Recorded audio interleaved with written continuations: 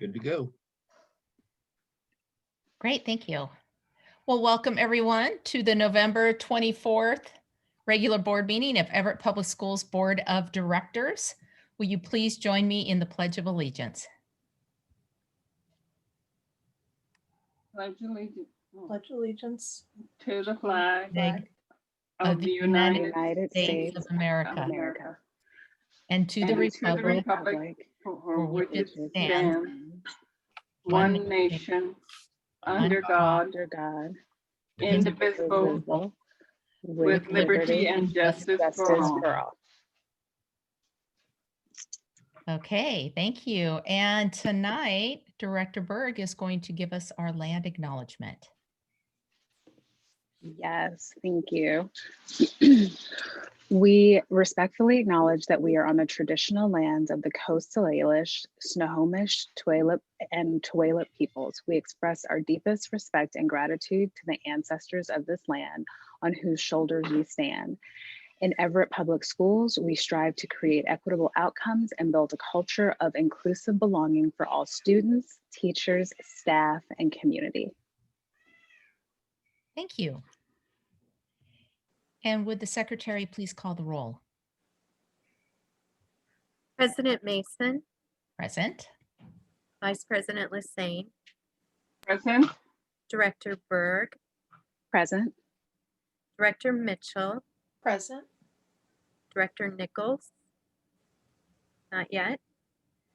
Student Representative Hussein, Present. Student Representative Pilch Bassan. Present. Thank you. Great. Okay, our first order of business is the adoption of the agenda. Dr. Salzman, please provide an overview of tonight's agenda. Yes, good evening, Madam Chair. Good evening, Board of Directors, and good evening to our public. Tonight's agenda contains the following: the superintendent's report, a segment for board comments, a segment for public comments, a segment for routine business, a segment for strategic progress monitoring, a segment for information discussion, a segment for new business, and upcoming agenda items. Since publishing the agenda, no changes have been made. Thank you. Is there a motion to approve the agenda? So moved. Is there a Second. second? Great. It's been moved and seconded to approve the agenda. Is there any discussion? Hearing none, we will go ahead and move to a vote. All those in favor say aye. Aye. Aye. All those opposed say no. The agenda is adopted. Section 6.0 gives us an opportunity for recognitions throughout the district, and tonight we do not have a recognition, so we will move to the superintendent's report. Dr. Salzman. Thank you, Madam Chair, Board of Directors, and to our public. First, I'd like to thank our teachers union. The other evening, I participated in Trivia Pursuit with our teachers union, and I want to thank President Jared Kink and Carol Cummerly, one of our teachers in our district who was the MC. And it was just a way to bring some levity during this time for our hardworking staff. And they did an amazing job. I think I got 2 questions right on the Trivia Pursuit, but I enjoyed bonding with them and really getting to talk to them during this time, which leads me into this. On Thursday, we will be having Thanksgiving dinner, and it will be very different for many nationwide, and especially in our community. The large gatherings won't be the same. And there are many people hurting in our community. And I was thinking, what do I tell my family of what can we be thankful for? And I want to say, first of all, to my family that's out there sometimes listening and sometimes not, I want to thank them for their support during this time.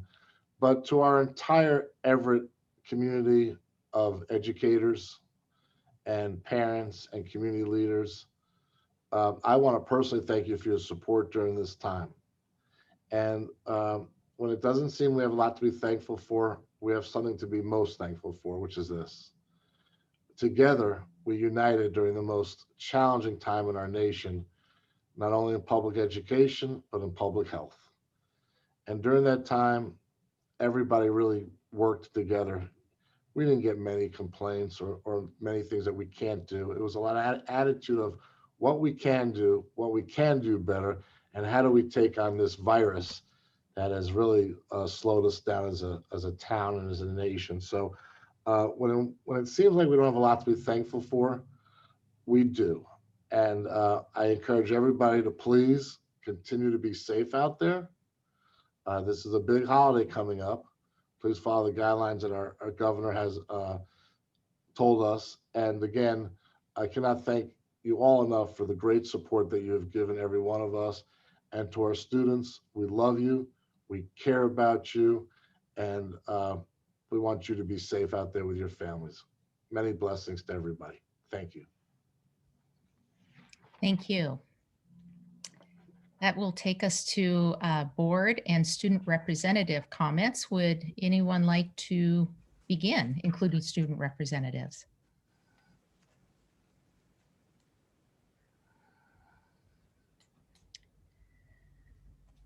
Come on, guys. No. I can start. I knew Tracy would step up. Come on. Yeah, well, I'm trying Yeah, to be good Director about Mitchell, pausing and please. not always jumping in. I know. I'm doing this at all my meetings so that I can listen more instead of talk all the time. It's a skill I'm trying to learn. I am thankful too for all of those who are staying safe, and thankful to everyone who stays close to home, just like we are. It's our first time that I can remember not traveling to my in-laws, either in Idaho or now in Eastern Washington. But luckily I did send what I hope will be a beautiful bouquet of flowers to my mother-in-law, because it's also her first year alone. We feel so bad. It's been a busy couple of weeks that I have a couple of notes that I'm not going to be able to find on my messy work desk here of attended the WASDA meeting this past weekend, even though it was virtual. I'm just going to go over just a couple of things because I don't want to steal anybody's thunder. That one of the sessions that I went to that I was most pleased with is do you want to talk about race? It's a book that I did listen to on Audible that my company gave to me. The writer is here in Seattle, and I did communicate with Dr. Saltzman about it. But she had us, I did the breakout, be in small groups, and just the times really have changed. And I read the term today, sort of a reckoning when it comes to race in our schools. And so that she gave us a little checklist that I shared with Dr. Saltzman, that just questions about, do we have a regular tracking? And yes, we do regular tracking, but it's really about, equity for discipline and the things, but that I don't know if we have a regular tracking for bias or discrimination and abuse from the staff perspective, the student perspective, or the parent perspective. They also asked about, do you regular access? And yes, we do have the panorama, but I don't know if we really do that by race. Do we ever ask the families how they feel? And a suggestion that she had, do we provide families with access to some of our racial information? That she said that's even a new opportunity for districts to be a little bit more transparent in what's happening within our schools. But I look forward to, maybe having a further discussion about this in the future. Before that, I did participate in the South End Let's Connect. Thankful that Larry sort of led that session. And it was, I think, parents that are very, very thankful for a lot of what's going on, and then just had some questions and maybe some new opportunities, but they have notes about that. But it was a great opportunity. And then last night participated in the SRO discussion that I was in a very small group with mostly elementary school parents that were attending so that they could learn about the SRO program. And then also had one of the leaders from the Boys and Girls Club for Everett, who did share how much he appreciates the partnership of the SROs in the summer and how they engage the students in the Everett community, especially in the Casino Road area.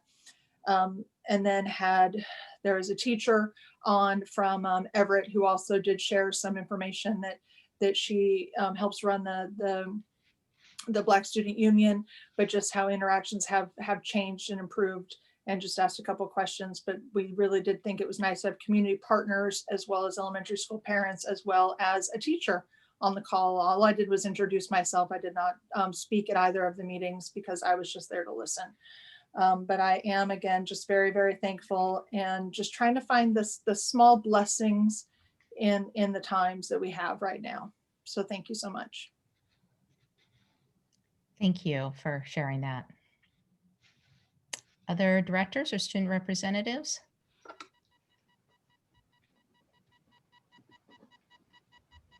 May I go? I'm going to let Student Representative Hussein go ahead.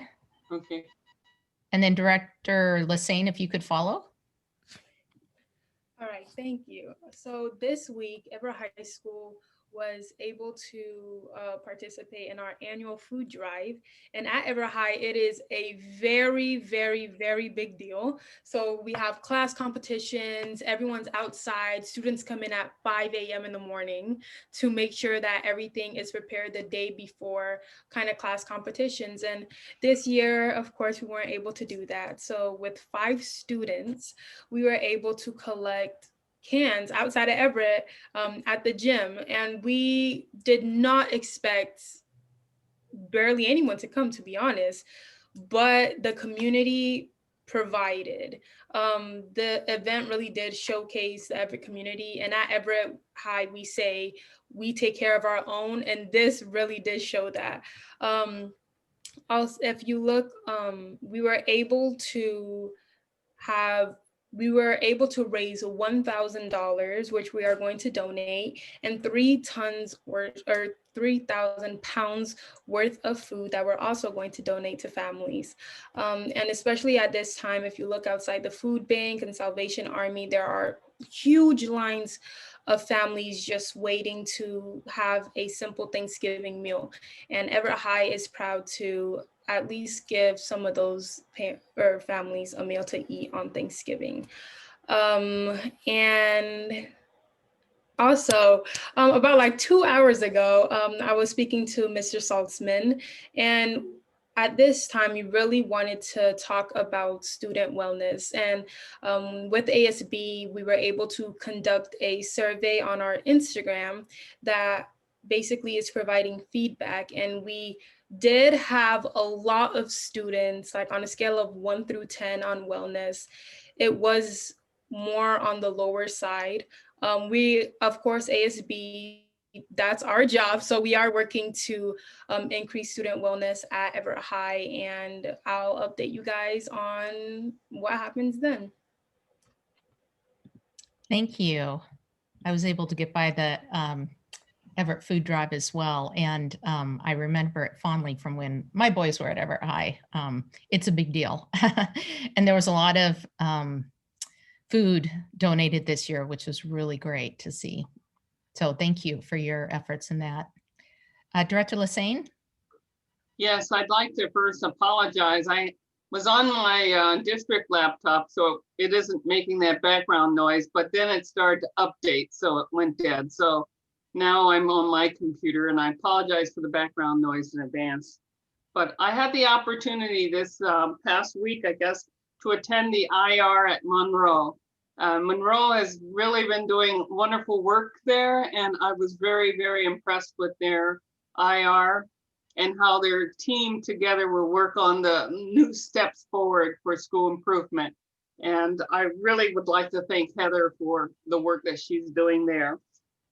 I also had the opportunity to attend by Zoom the Parent Leadership Training Institute. It's sponsored by the Washington Family Engagement. I attended so that I could provide a perspective on how a school board works for those students that are there. I got the request last year from Ms. Simmons, who's the executive director there. And so she also called me back again this year so that people that are new to the community, new to the United States, and are becoming leadership parents or parents, you know, in programs within the school districts around us. It's not just Everett, it includes Everett, Mukilteo, and Edmond School District parents that would like to know more about school districts and how they function. So I was able to go there and talk to them about being on the school board. And that was really, really interesting. It provided some deep questions about how to engage with the school board and how do I bring up concerns in the district, hopefully telling them to work with your teachers, work with your principals, and also work with, you know, your regional superintendents and the superintendent before having an issue come up from the board. But also letting them know that we as school board members work for the community and we represent the community in our district. So that was very, very interesting and engaging. I really enjoyed that. I also had the opportunity to attend WASDA conference over the weekend. It's done by virtual and digital experiences. It's amazing how we've all learned a lot through this effort of going digital, but I truly enjoyed it. One of the sessions that I attended was talking about inclusion. And it's not just inclusion of those students that are underrepresented or have been in the past, but it's inclusion of disabilities, students with disabilities. And in one of the presentation, it talked about one student whose life was has been made into a movie. Her name was Temple Grandin, and she became a PhD on animal husbandry. It got me so interested in her life that I looked up the movie that portrays her life and her experiences as an autistic child and an autistic individual going through college to earn her bachelorate, to earn her master's, and then going forward to earn her PhD in animal husbandry. And it was really interesting because I had the opportunity, I found it on HBO Max, and I was able to look at it.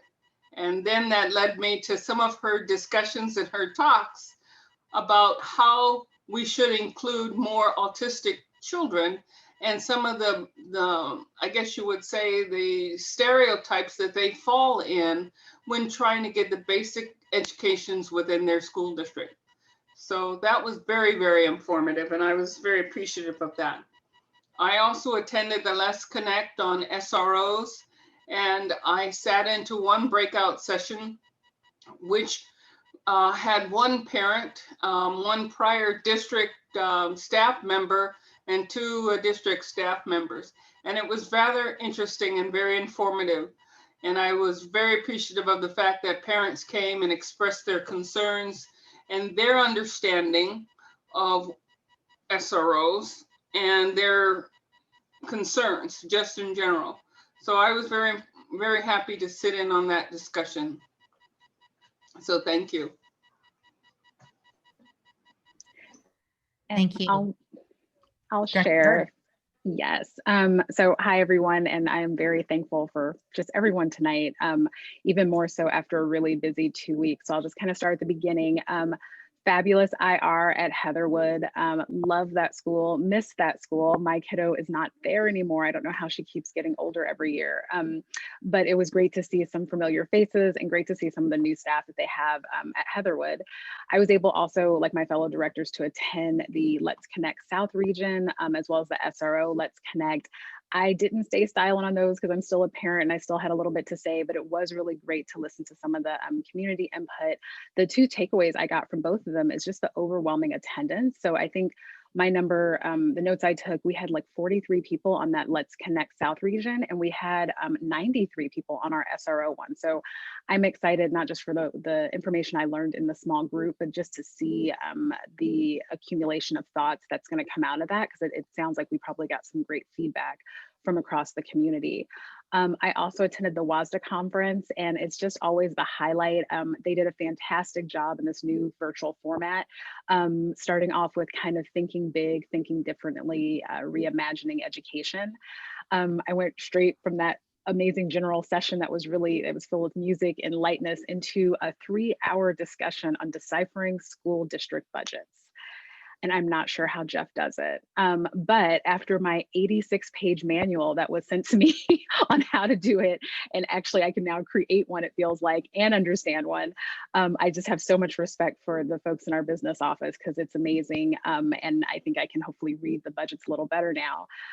The other highlight for me is always the large school caucus. And so we're able to talk with other districts from around the state that are of similar size. And the two things we focused on 100% during this caucus was social emotional learning, as well as school bond and levy passage. So two things that our district is very much, looking for advice, looking for feedback, looking for best practices. So I took a ton of notes, as well as connecting with other large school districts across the state. Lastly, I'll land it kind of on equity. It was amazing, just like Director Mitchell said, the speaker that we had talking about equity. And the thing that I took away from it is the message to empower those that do the work. And I really feel like our district does a good job. We can always do better, but I think we're doing a great job of having Joy Grant and her team do a great job of bringing up issues of equity, having that equity lens, and being a resource for all of our parents, students, teachers, and campuses around equity. So thank you, Joy, for the work you do. I know it's not easy. I know it's just the beginning, but after listening to some of the workshops and the speakers, I really do have a new appreciation for what you do and how hard you work. So just thank you. And then lastly, kind of on my thing of thank yous. Thank you, Jeff. I meant to say this last week for the census contribution. I felt kind of like when that came through and I sent it over, I thought it was a fire drill. And so I just wanted to say thank you for getting that done for our kids. It was a huge donation, a lot of PPE, a lot of good work, but it just showed that how agile our district can be when folks reach out to us from the community. So I just wanted to thank you for getting that done in such a short amount of time.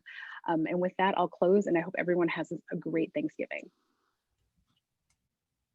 Thank you.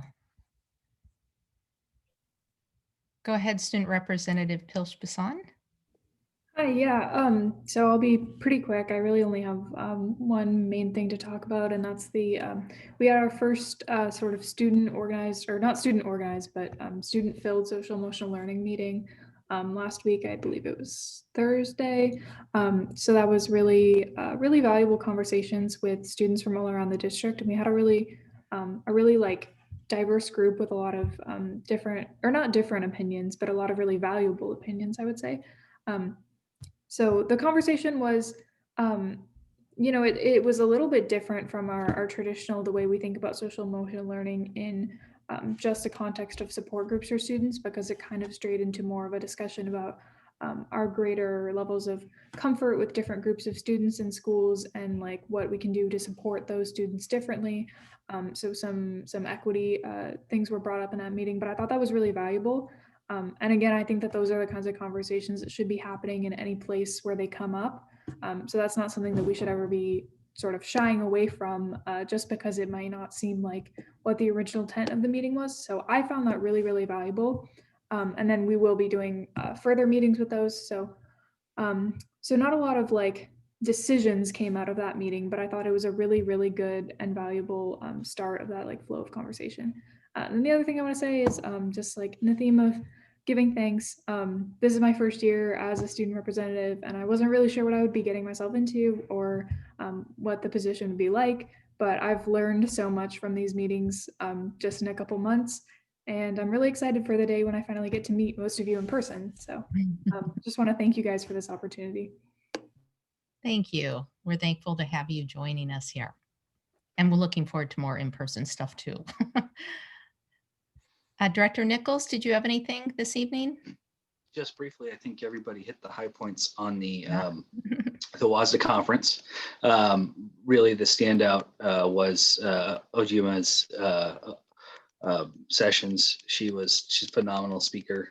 There was another session on equity that was titled "Change Doesn't Take Time, It Takes Courage," and that was also another really powerful ones. And I will remind all of our directors and staff that took part in that, you can go back into the site, go view sessions that you missed, because there were so many good ones. It was hard to kind of get your mind around that. So, and I think the biggest takeaway for me for that was really, don't be afraid to ask the questions that need to be asked. And and when you see something, say something, those types of things. So overall, really good. I hope you all have a great Thanksgiving, and let's get this meeting rolling. Okay, I'm going to try and be brief too, because most of the highlights have been hit. I want to give a shout out to teacher Meg Adams for her incredible energy and being the force behind the EHS food drive. I've seen her do it year after year, and she's just truly a remarkable person. And so much passion and heart and time given to that effort. Also attended the WASDA conference, and one of the highlights of the session that I wanted to share was a session called The History We Never Learned, Washington State History Through a Racial Equity Lens, and just really interesting historical information about policies and laws and practices in our state from not from recent time and also quite a long time ago that has really shaped a lot of the equity really issues that we're dealing with today. So I would highly recommend that if directors are interested in looking at others. And then I attended the SRO community engagement event, and I just love these community engagement events. I am learning so much, and to hear the parents and the community members and the staff members that are joining, they're just so thoughtful. They're coming up with great ideas, really good feedback, very constructive criticism when it is brought up, and suggestions of ways that we can get better. And so I also just want to thank Dr. Salzman for making sure that we, both the board members, but our district has those opportunities to more authentically hear all the voices of our community and allow them to give us the input that helps us to grow and get better.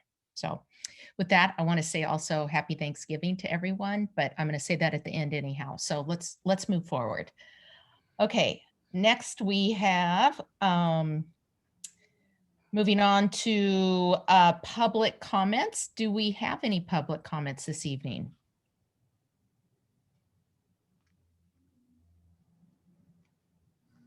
We do not have any public comments this evening. Okay, thank you. That takes us to 10.0, the consent agenda. And Dr. Salzman, may you please give an overview of this evening's consent agenda? Yes, ma'am, Madam Chair. The board's consent agenda includes repetitive business items such as meeting minutes, personnel actions, expense vouchers, surplus lists, gifts and grants, and recurring contracts. Sometimes includes items that occur less frequently but are of routine business nature. These items are usually reviewed by the board in the Friday report, 1 or more weeks before the board meeting. This gives directors time to ask staff questions or to consider a discussion about the policy implications of those items. The board votes on the consent agenda item in a single motion. By its definition, a consent agenda is not debatable. In the case of this consent agenda, the superintendent's office received no questions. The consent agenda is presented and published for board approval. Thank you. Is there a motion to approve the consent agenda? So moved. Second. It has been moved and seconded to approve the consent agenda. Would any director like to remove an item from the consent agenda and place it in the new business section of our agenda? Hearing no requests, we'll go ahead and move to the vote. All those in favor say aye. Aye. Aye. Aye. All those opposed say no. The consent agenda is approved. Which takes us to 11.0 strategic progress monitoring. And tonight we are getting an overview, an update of the next generation science standards. And Andrea Cartwright is going to lead us through the presentation. Take it away. Actually, this is Shelley Bowden. Thank you, Director. Sorry, Shelley. That's okay. I'm gonna just do a quick on-ramp while Andrea brings up her slide deck. I know one of the things that we, for the last few months, especially as we are talking about student success and progress in a remote environment, one of the biggest questions we had was, how do you teach science in a virtual environment? And Andrea tonight is going to share with you a little bit about the next generation science standards, or the NGSS standards that we're utilizing and implementing I believe that the National Academy Press published them in 2013. We've been modifying our curriculum and adjusting to those standards so that we can ensure that each one of our students leaves our system, college, career, and life ready. So without further ado, I'm going to turn it over to Andrea. She's got a wonderful presentation to share what we do. Andrea, if you're ready to go, I turn it over. I am. Thank you so much, Shelley. Good evening. In this evening's session focused on the Next Generation Science Standards, or the NGSS, I plan to provide an update of the district's implementation of the standards in remote learning. During this evening's session, I will first address the why of science and engineering. I will summarize NGSS implementation in remote learning, and I will provide an overview of the support strategies that my team has been providing. The NGSS were written to prepare students for college, career, and life. These standards situate students as scientists and engineers, are meant to be accessible and have been written to be accessible for all students, and should produce citizens that have the skills and knowledge to make informed decisions. The following is a snapshot from the Washington STEM Labor Market Credential Dashboard, one of many data sources we review to understand the world our students are stepping into when they graduate. The graph represents STEM literate jobs in Snohomish County that are projected to be in demand through 2022. Although these are all STEM literate jobs, some of the greatest in-demand jobs directly align with the Next Generation Science Standards. This data shows us that it is important that our students have access to rigorous, standard-aligned coursework that builds their capacity to function as scientists, engineers, and solve problems. The regional labor market data on this slide digs a little deeper. The top table on this slide emphasizes the need for science and engineering pre-kindergarten through grade 12 by digging into health science career options projected into 2029. This data shows us that health services will be one of the high demand career options in our region for our current elementary students. It is imperative that our elementary students experience NGSS aligned science and engineering so that they will graduate ready to engage in this career option should they choose. The bottom table identifies healthcare careers as the fastest growing field of employment, but it is important to see that all of the careers in this bottom image are STEM careers. Several of these 10 fastest growing occupations place a heavy emphasis on science, like wind turbine service technicians and solar voltaic installers. Our district data shows that we continue to outperform the state. This data also shows us that we have more work to do to help each student achieve the rigor of the standards and be ready to access the in-demand careers in our region illustrated on the previous slides. The next several slides will highlight the work we are doing to ensure that students experience standards-aligned science in our remote learning environment. Andrea, can I just stop you for a quick second? Could you Please. maybe refresh your slide deck? It looks like that it's a little bit fuzzy and I'm not sure if it's your connection. And if it is, would you stop sharing and then try and reshare it? Yeah. Because it looks like there's a network issue. And if that's the case, what I can do is, if it's easier so that it's crisper, I can go ahead and share the presentation. Because it doesn't look like it's... How about, let me try this. Yeah, thank you, Shelley. It is very blurry. Yes, your picture is coming in crystal clear, but your presentation is pretty fuzzy. So let me just pull it back up.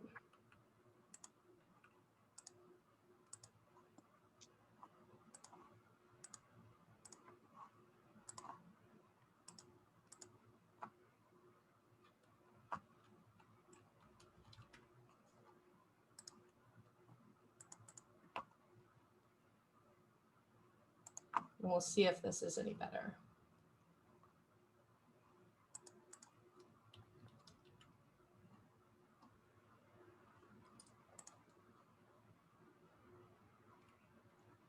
Andrea, would you do me, I want to make sure, I think I've got the most recent one. So I'm going to go ahead and do you remember what slide we're on? We were on, so we had just finished slide 8. All right, let's see if this one presents a little bit better. And that's slide 7. Does that look better? It looks good to me. How about Yes, everybody it else? does. Yeah, it looks better. Perfect. Okay. Thank you, I'll Shelley. just go ahead and advance, Andrea. So I'll just be you just tell me when. Perfect. Thank you. Good teamwork. Last year, during the November 2019 NGSS Transition Status Update presentation, I noted that elementary science time on task was being monitored to ensure that students K-5 were experiencing science and engineering each week. This is an example of an elementary teacher's daily schedule with specific time on task for science, which occurs both synchronously and asynchronously. Okay. In last year's November presentation, I introduced Next Generation Science Standard Transition Guides, an elementary science instructional resource that has been created to support shifting instruction to be more NGSS aligned with our current district adopted elementary science curriculum. These guides identify modifications including NGSS aligned sentence stems and prompts, and identify how students can use various science and engineering practices to investigate and solve problems. This summer, grade level science leaders updated the guides to include recommendations for synchronous and asynchronous instruction, as well as journal prompts and assessments. Okay, Shelley? This slide spotlights a 4th grade example from Jefferson Elementary School of NGSS aligned science instruction in the remote environment. Students were tasked with being scientists at home, conducting an experiment to better understand changes of state and matter. The slide on the left highlights the students' learning target, which emphasizes building capacity to conduct an investigation, an important NGSS science and engineering practice. The slide on the right is an example of student work. This student identified 4 different locations in their house where they placed an ice cube and gathered qualitative observations about the cube's melting over time. Okay, Shelley? After all class data was analyzed, students were then situated to be engineers. They were tasked with designing and building an ice cube saver using materials from home. The slide on the right captures class data based on the various insulators that students used in the ice cube saver designs. Next slide. After design shares and data analysis, students were asked to construct an explanation. Students used the claim evidence reasoning framework to share their thinking like scientists and engineers. Okay, Shelley? The last several slides illustrated how teachers have leveraged having students use materials at home to investigate and engineer solutions to problems. In preparation for remote learning, the Science Resource Center team identified materials that could be sent home to students from our elementary science and engineering kits. This slide spotlights a kindergarten student using materials from the Balls and Ramps kindergarten science kit, which were sent home to support his investigation and sense making. The student from View Ridge submitted his Flipgrid video in which he explains what ball traveled the farthest and the fastest and why. Shelley, will you click on the image so that we can watch about 1.5 minutes of this student's work? Okay. I hope you can hear it because it's super cute. This one here, went the farthest and was the fastest. This one here,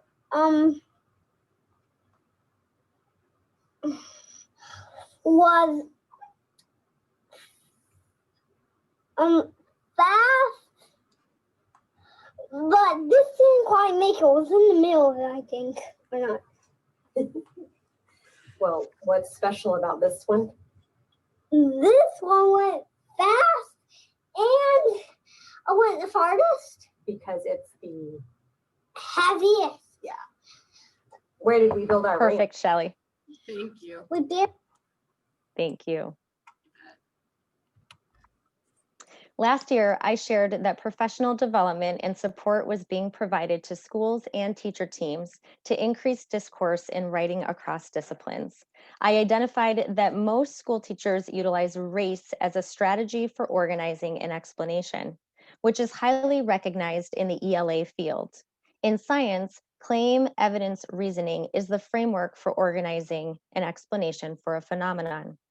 The elementary examples provided in the previous slide show us that teachers are utilizing the claim, evidence, reasoning framework to provide answers so that students can provide structured answers to scientific problems supported by evidence and reasoning. In the 4th grade example, students were asked to submit their CER, claim, evidence, reasoning, for the question, how can we keep an ice cube from melting quickly?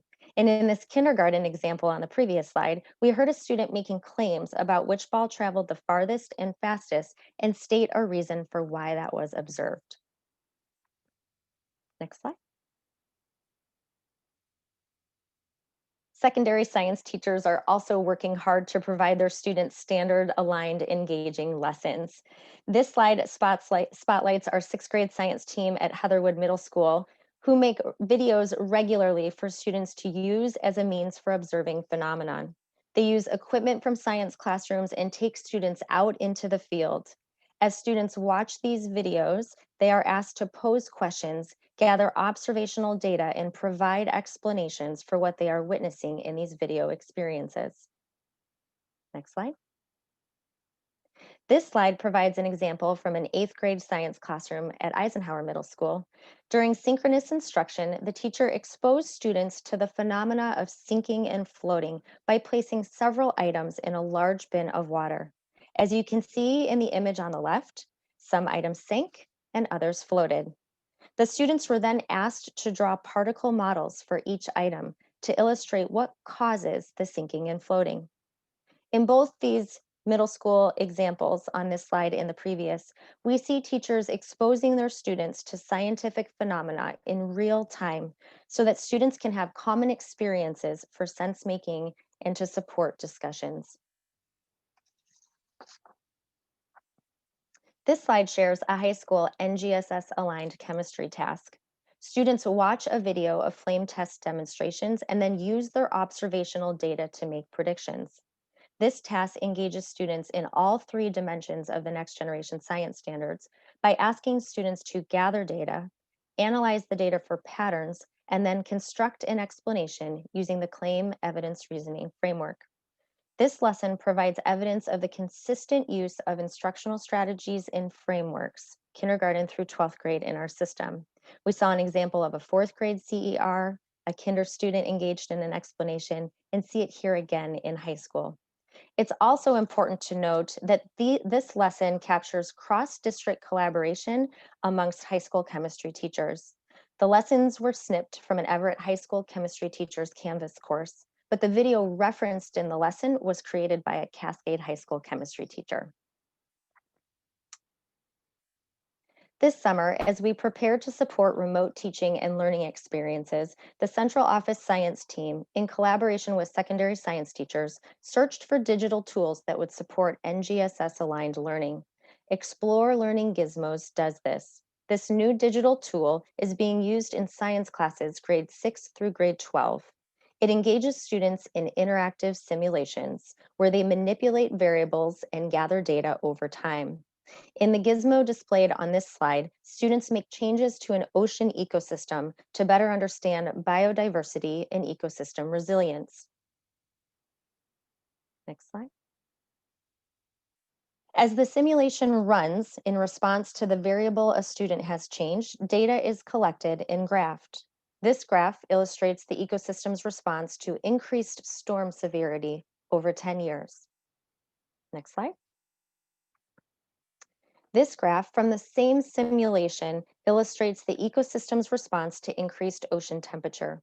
Students can manipulate and analyze many aspects of this ocean ecosystem, like the ocean pH, how types of species respond to the ecosystem changes, as well as how local land use, disease, and fishing also impact the ecosystem. After several rounds of manipulation and data analysis, students are asked to construct explanations using the same claim evidence reasoning framework. Using gizmos, students get to practice selecting the data that best answers the question they're being posed with and support that claim. Gizmos give students the opportunity to engage in labs, to manipulate variables and equipment, and collect data over time so that they can experience science phenomena, even in remote learning settings. As you can see in all of these examples provided, our teachers are doing a great job of providing our students standard aligned learning experience, but we know the system continues to need our support. As we, the central office science team, plan professional development, we are being mindful of teacher capacity to do this work. We've tailored our professional development to focus on what will help teachers during remote learning and not be burdensome. The professional development we are offering is meant to support the action plans from the instructional reviews and continue to build teacher capacity to be instructors of science in the remote setting. The goal of all professional development is to springboard teachers into success, not to create more work, so that they can ultimately increase student achievement in science and engineering. As a participant in instructional reviews, I know that a focus of learning walks and instruction is standard aligned learning targets and success criteria. My team has created a mini video series to support just-in-time professional development for building administrators and teachers. These short videos demonstrate how to unpack a next generation science standard so that standard aligned learning targets can be written.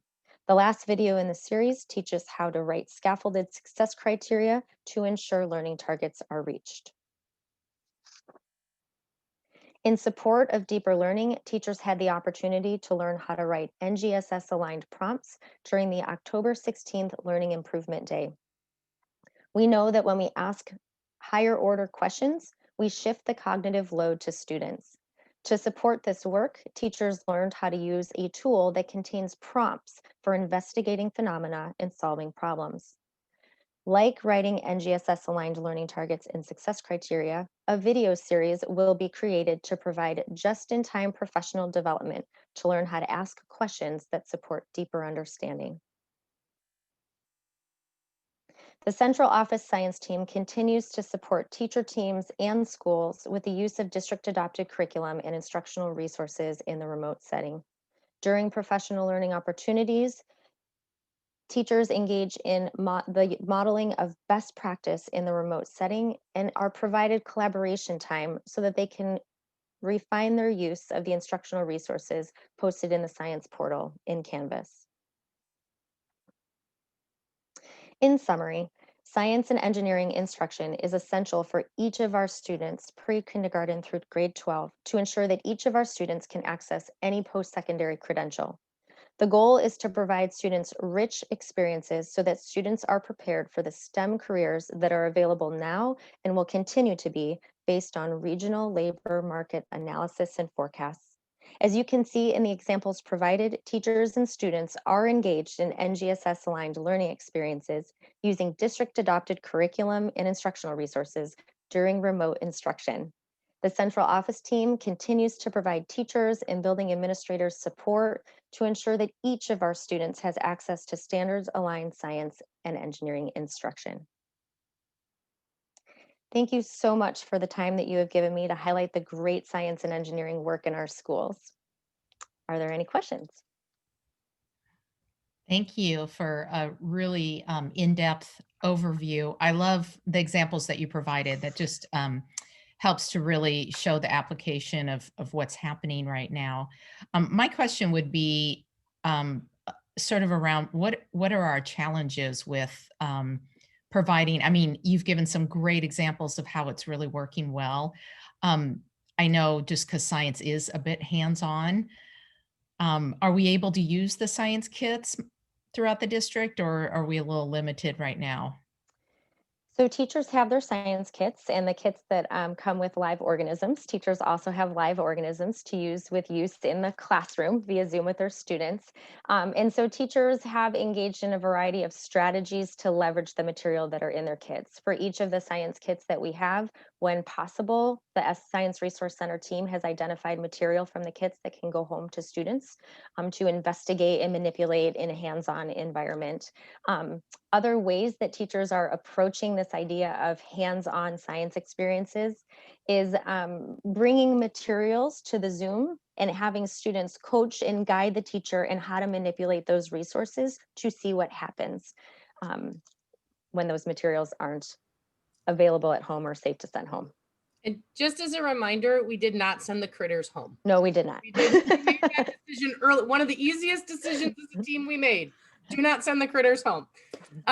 What I would also like to just add that one of the biggest challenges I think that we have is helping to find the balance of support for staff. We know that remote instruction is difficult, but we also want to make sure that we're providing the support. So Andrea and her team have just done an amazing job of really checking in with people on, hey, what's your capacity? Like, I can come out and help you with this. If it's overwhelming, we can find other ways to do that. So I think they have done an artful job of trying to balance out the support that we can offer without being overwhelming for our teachers. So they've done a great job with that. Yeah, I feel like every presentation I see, it's teachers having to relearn how to deliver instruction, taking another lesson plan and figuring out how to do it remotely. And so it's overwhelming to me just to even hear about it. So I can only imagine. Other directors, do you have questions? Or student representatives? No real question, but it's just something to be thankful for is everybody that is doing all the science and hard work. And like you said, Director Mason, having to read your curriculum, I'm very, very thankful. Thank you.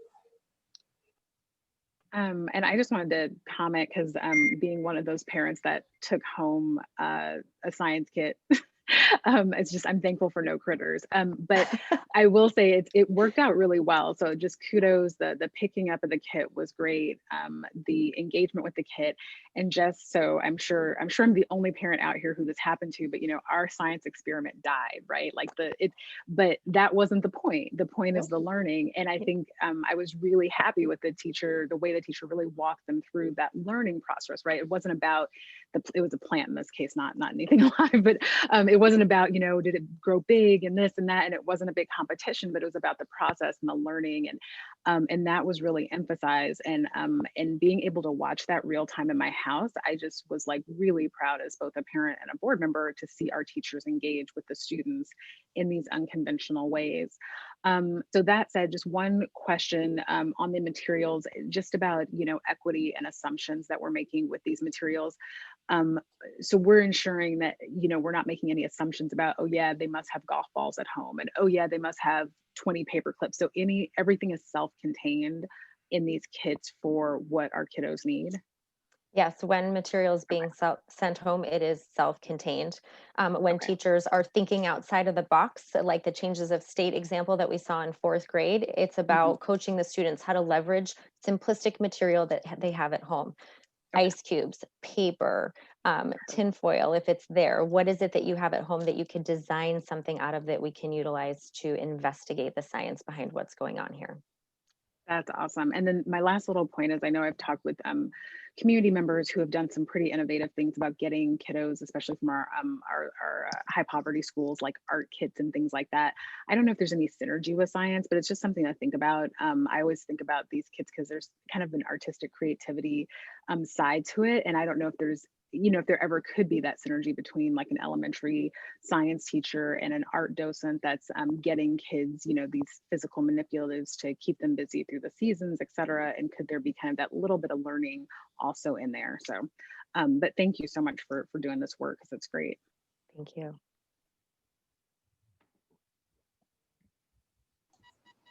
Any other comments?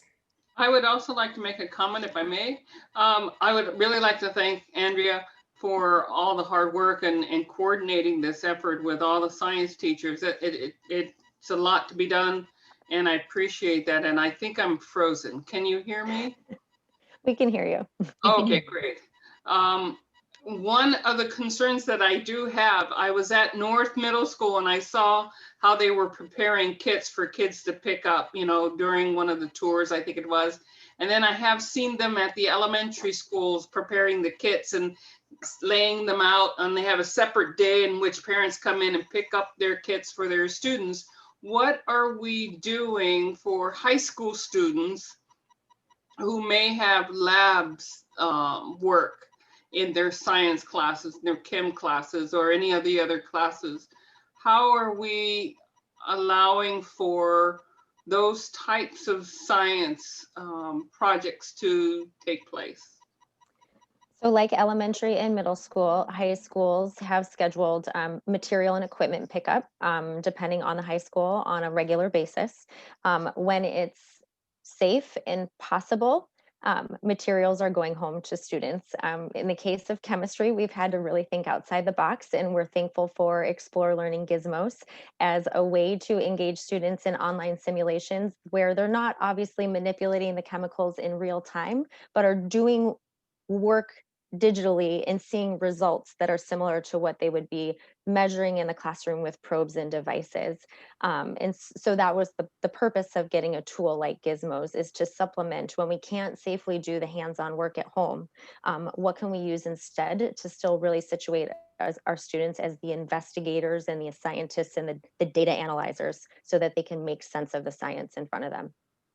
And I would just like to add in that one of the reasons we are really lucky Andrea and her team found the Gizmos is because it allows kids to be able to manipulate data without having to actually physically mix chemicals and have the Bunsen burner and all that stuff that they do very safely in our schools.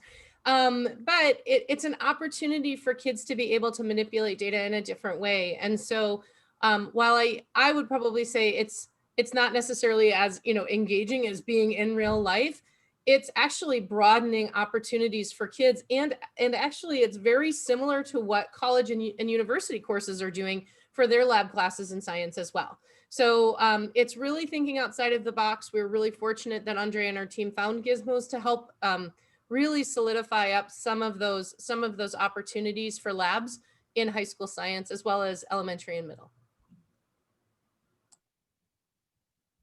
Thank you very much. I appreciate it. And I'm glad Director Berg didn't have to take some of those big cockroaches home. No hissing cockroaches. No critters, no critters.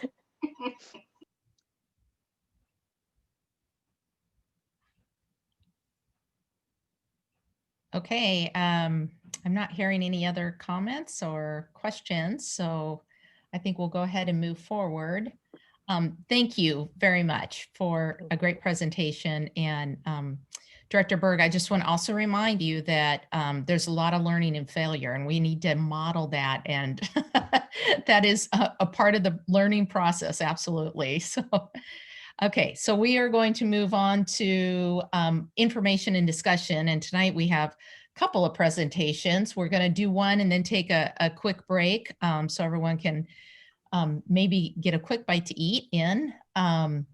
So the first one, 12.01, is our fourth quarter financial update. And I believe Mr. Moore is going to kick us off, and then Ms. Floyd is going to take us through the presentation. Well, first of all, I would like to thank Director Berg and for the nice comments, but certainly share them with a lot of different individuals, and Ruth is certainly one of them.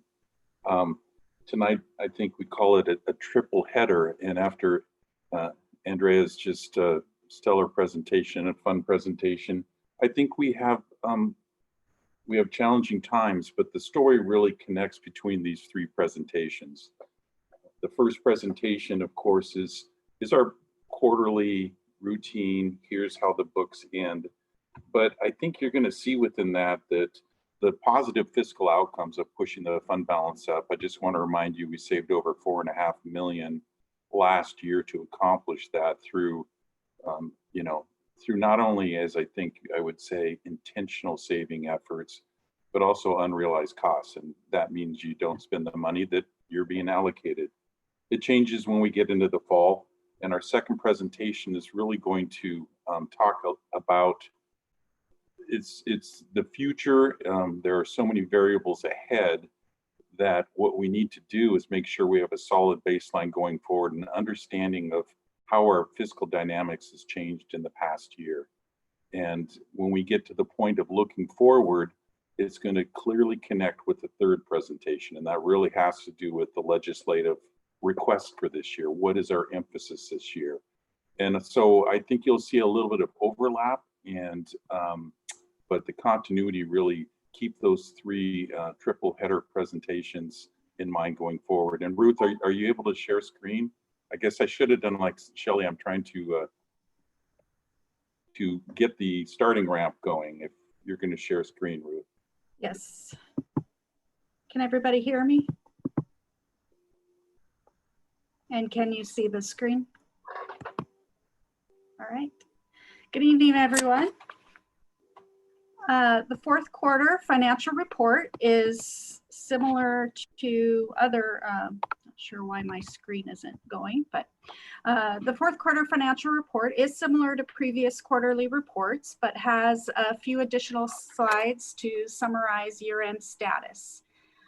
Board Docs also includes a companion monthly financial report for August. And the presentation will include information on 5 funds. First is the general fund. Revenues and transfers exceeded expenditures for the year. The year-end fund balance ended up being 11.4% of expenditures. The restricted balance on a percentage basis was flat year to year, and then unassigned increased. The state now requires that we separate general fund activity between 2 subfunds: local revenues, which includes our levy funds, as well as state and federal subfund. The state and federal balance is about the same as prior year end, but the local levy balance has increased in line with the total fund balance increase for general fund. Our annual average enrollment for the year was 20,341 students, which is 32 over budget. And that actually is our FTE, 32 FTE over budget. And total revenues and transfers in were $328.4 million.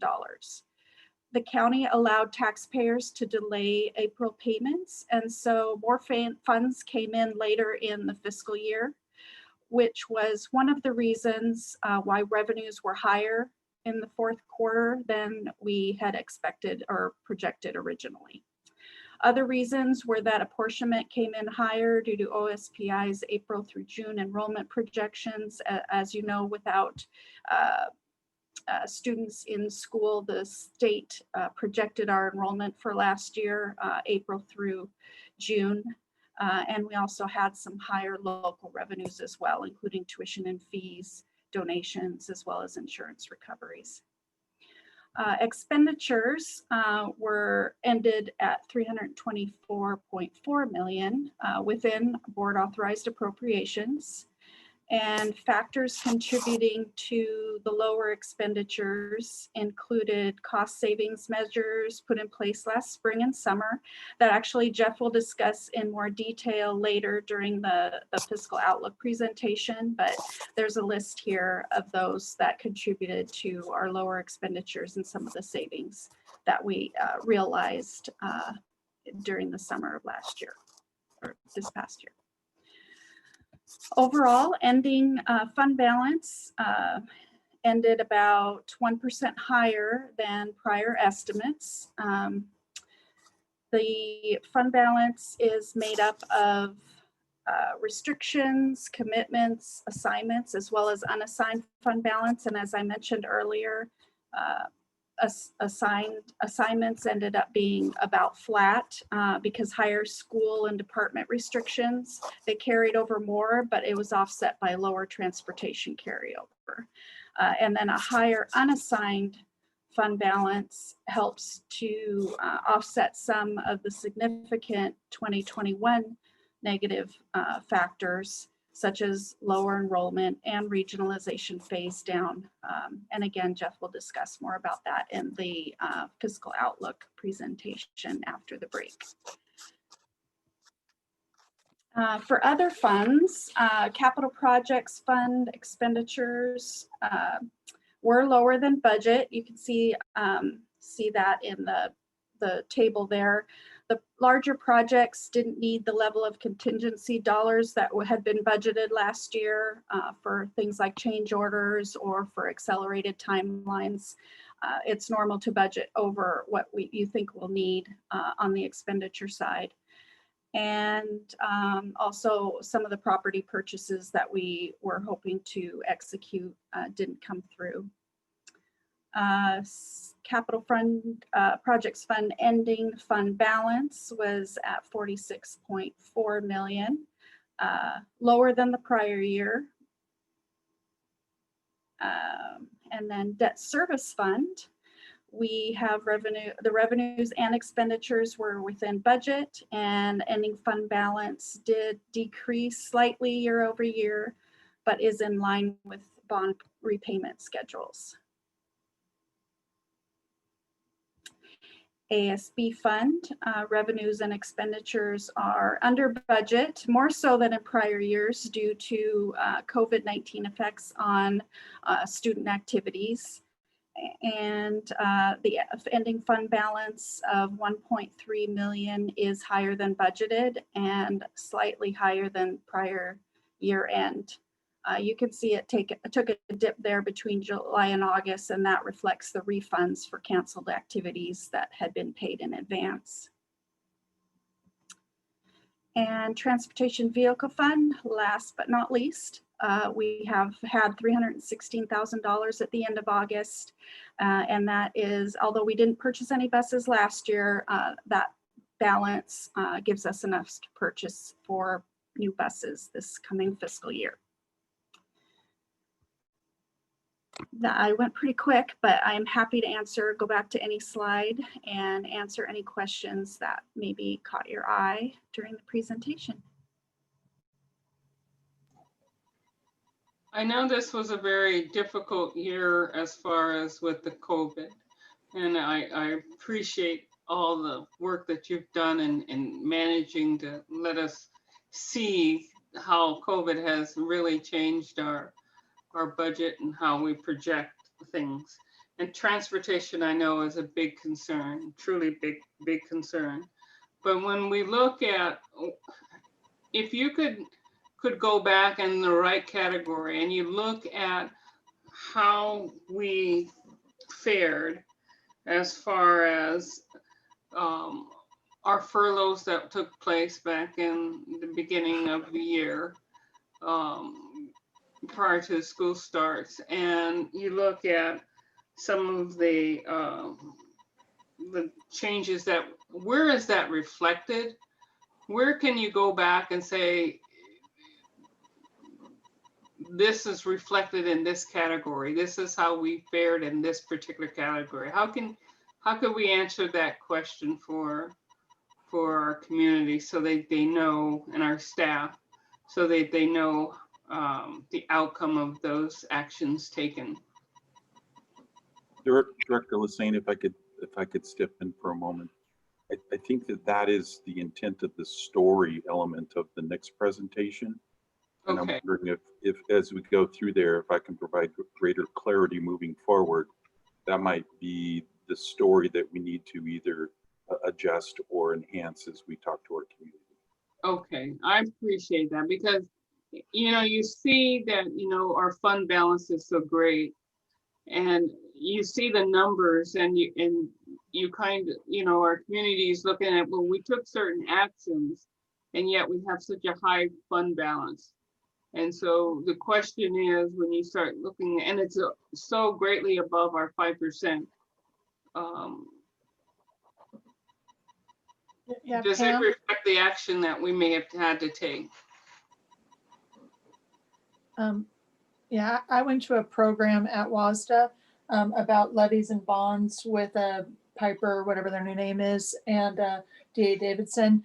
And they did warn us, so I appreciate the fact that Jeff said the story will be in the next presentation, that a lot of districts do have higher fund balances right now, but they're not real. It's sort of a false look, in my words, because of the uncertainty of the state shortfalls, of the uncertainty of what's going to happen with the levy lids, the uncertainty of what's happening, that they are recommending that districts do have that higher fund balance at this point in the year, because it will go down as the year goes on. And the other concern really is because of the economy. They did show too that they can't predict a recession, but it looks like a recession in their words, that we might stop collecting property taxes because people can't afford to pay them. And so they just gave us 2 little headwind warnings at that session. But I look forward to the next presentation of how we can tell the story that was shared to me at that high level, but how do we share it to the taxpayers? Okay, thank you. And I had, speaking of fund balance, on slide 14, can you explain all those? I mean, I think I know. What is unassigned and 2.5 goal? I've never heard of a 2.5 goal, I guess. That's new for me. There are actually 2 goals within the board policy, and one of them is the 5% that we talk about a lot, which is total fund balance. And then it mentions a target of 2.5% for unassigned. So after you take out all of the restrictions, it's 2.5%, yeah. Okay, thank So you. when the state looks at this from a fiscal health perspective, you could have a really high fund balance, but if it's committed, you don't have the liquidity.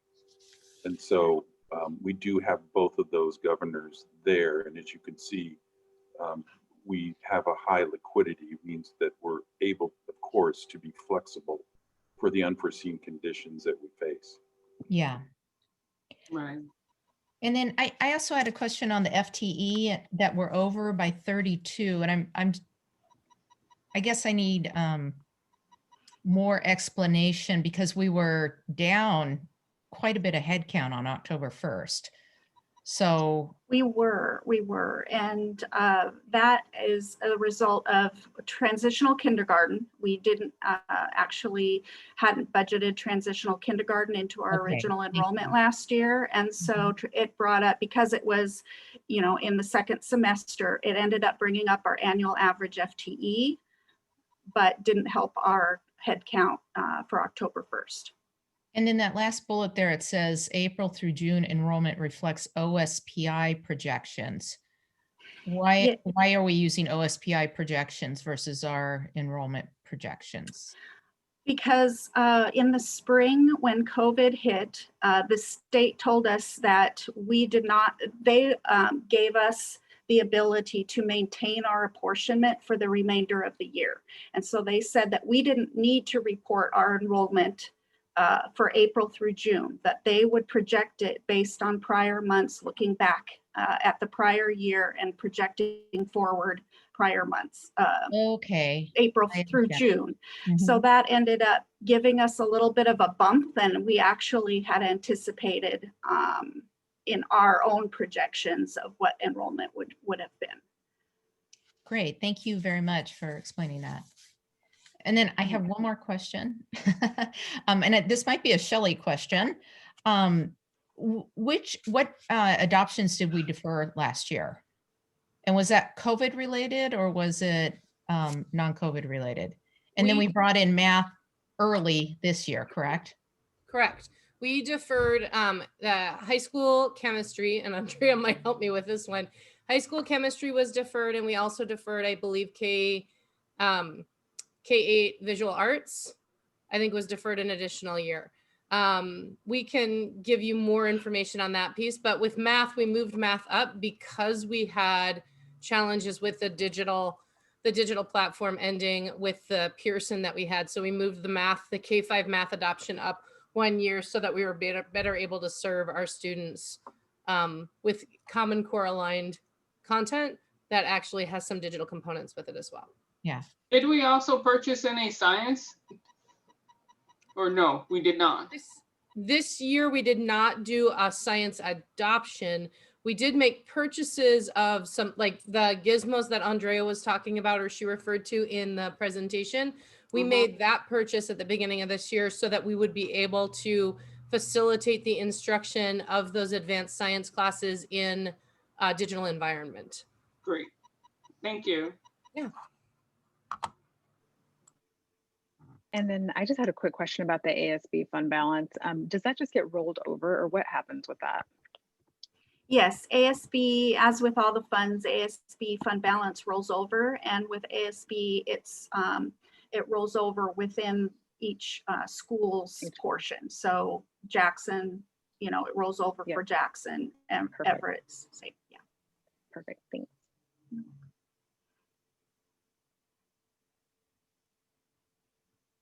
Any additional questions or comments? Okay, thank you, Ruth, for Thank you for the your time. detailed information. At this time, we have come to the point of our break. We're a little ahead of schedule here, which is good. Leave a little extra time for later. It is 6:15, so that makes the 15-minute break easy to calculate. We will see you all back here at 6:30 for our second financial presentation. Thank you, everyone.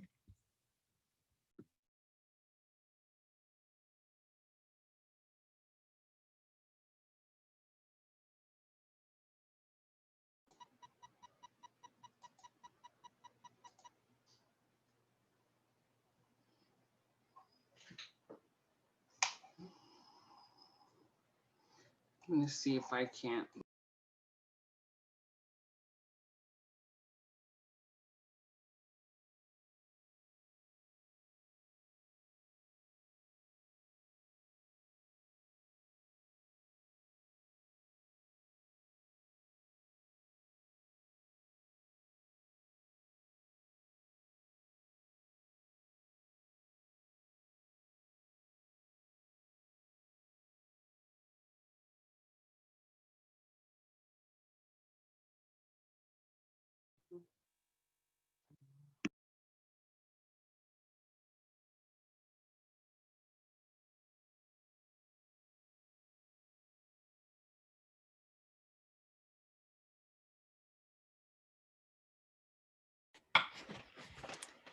Time for round two.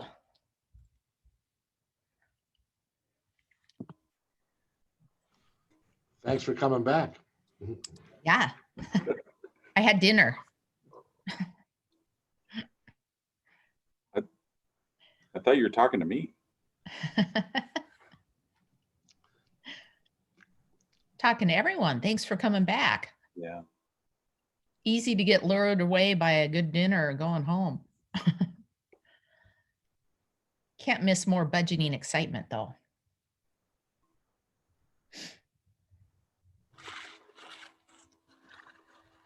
Last bite. I'm like, okay, I've got something in my teeth.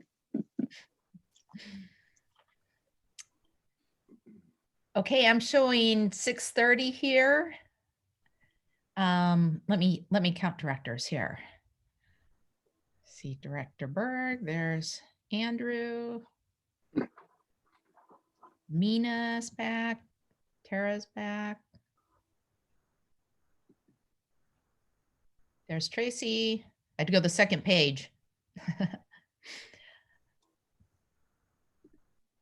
Okay, we're all here. So I'm going to go ahead and introduce section 12.02 Fiscal Outlook 2020 to 2024. And I believe once again, Mr. Moore is going to get us going here. Yeah, thanks everybody on this blustery evening. These are always difficult conversations, but certainly necessary. I would just open up this section before I bring the slideshow up, and maybe I could do it simultaneously, multitask.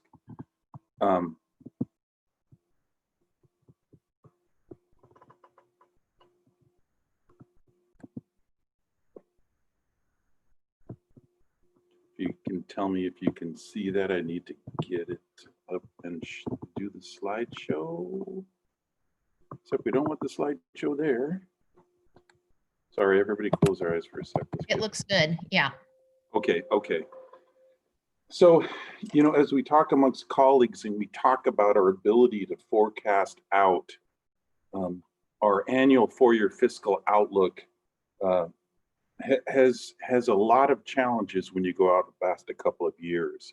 And I think that, first of all, I think after this year, Director Burke mentioned getting some information on how to budget. I think there's going to be a new chapter for sure, because history is no longer a predictor and the variables are very fluid. And I think Director Lassane, your question earlier really was about how do we tell our story to the community?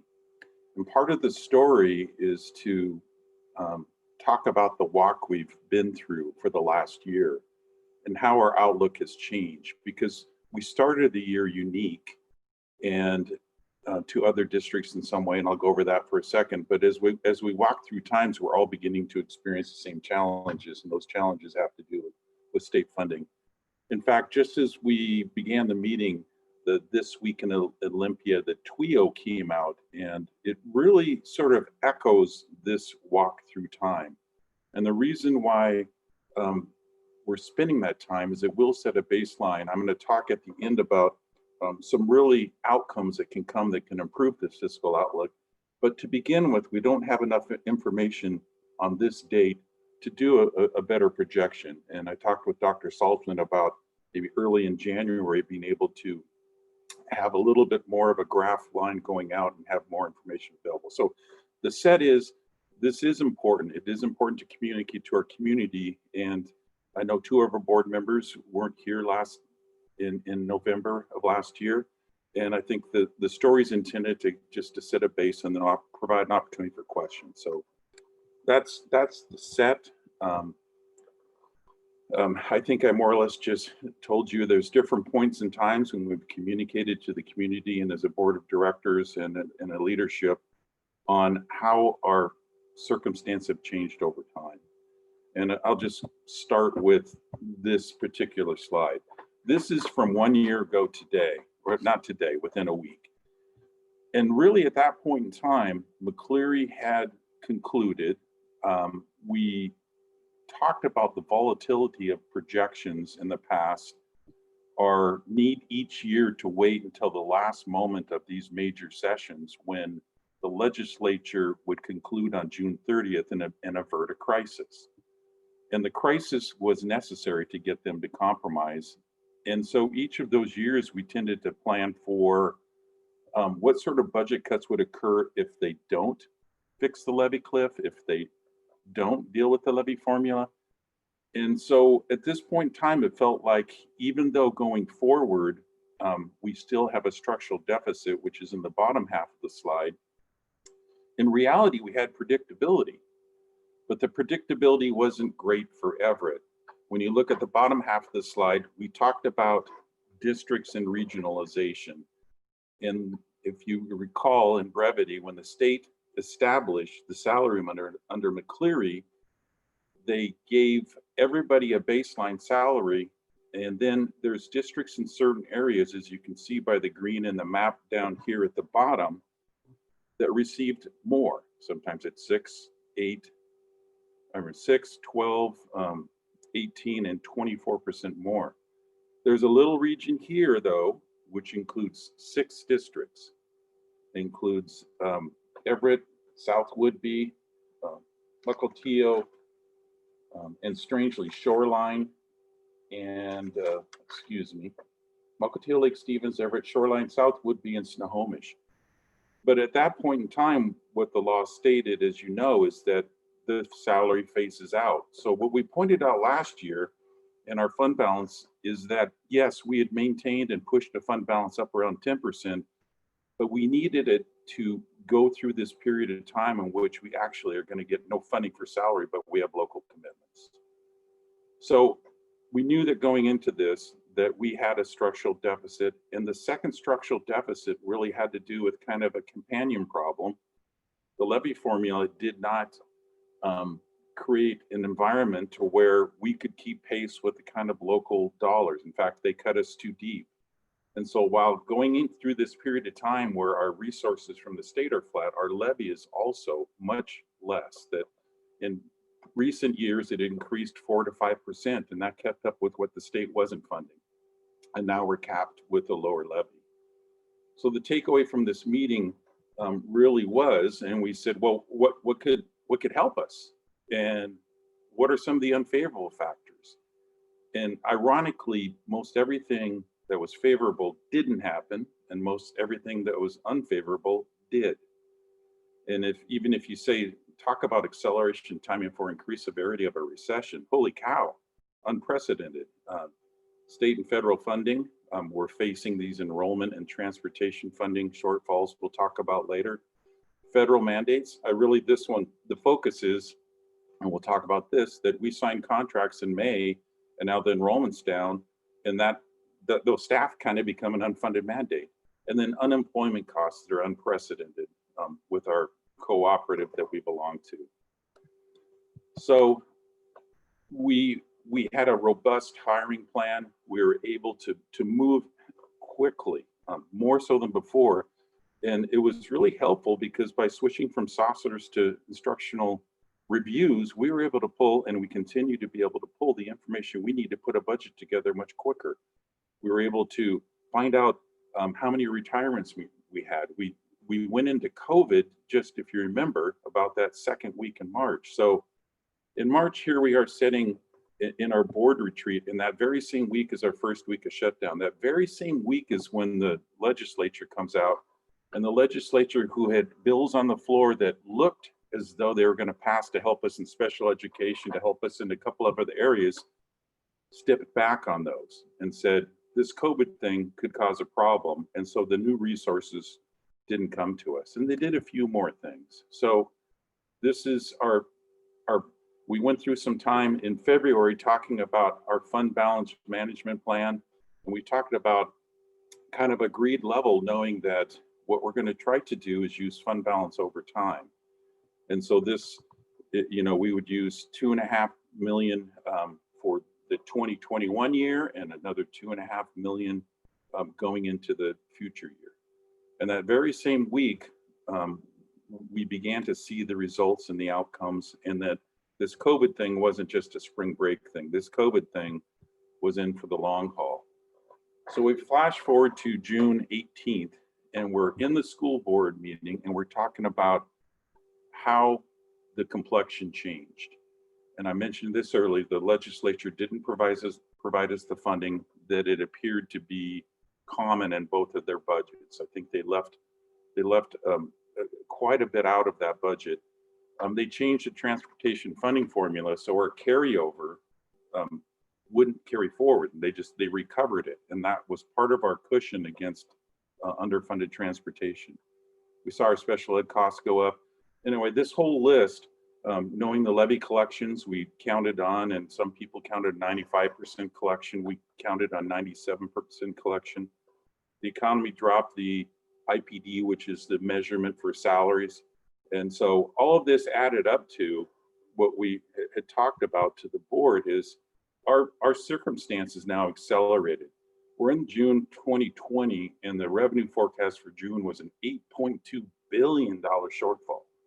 8.2 billion. And we're saying at this point in time, given all of these circumstances, given our structural deficit, given all of these factors, we could result in facing this $10 to $13 million worth of cuts. And we know that throughout the spring, yes, recall that in the spring, the state more or less and the governor said, we are going to pay you to keep staff employed. We want you to keep staff employed so that they're not a further hindering the problem. We already have this salaries in place. And so throughout the spring, that helped us realize that 4.5 million of savings from March going forward to the end of August. So now you flash forward, and it's kind of in real time now, in terms of understanding that when you close the books, the earliest you get the numbers and get all your federal funding in and balance, it's the end of October. So while we had early indications that the fund balance, our work had been successfully done and that our fund balance was higher, we know that that helps us going forward by having a higher starting point. And Ruth mentioned this information earlier. There were several reasons that helped us move it up to 11.4. And I can tell you, when I talked on large district roundtable with 40 districts, everybody but 2 saw their fund balances go up. And it's purely that the state funded us fully in the spring.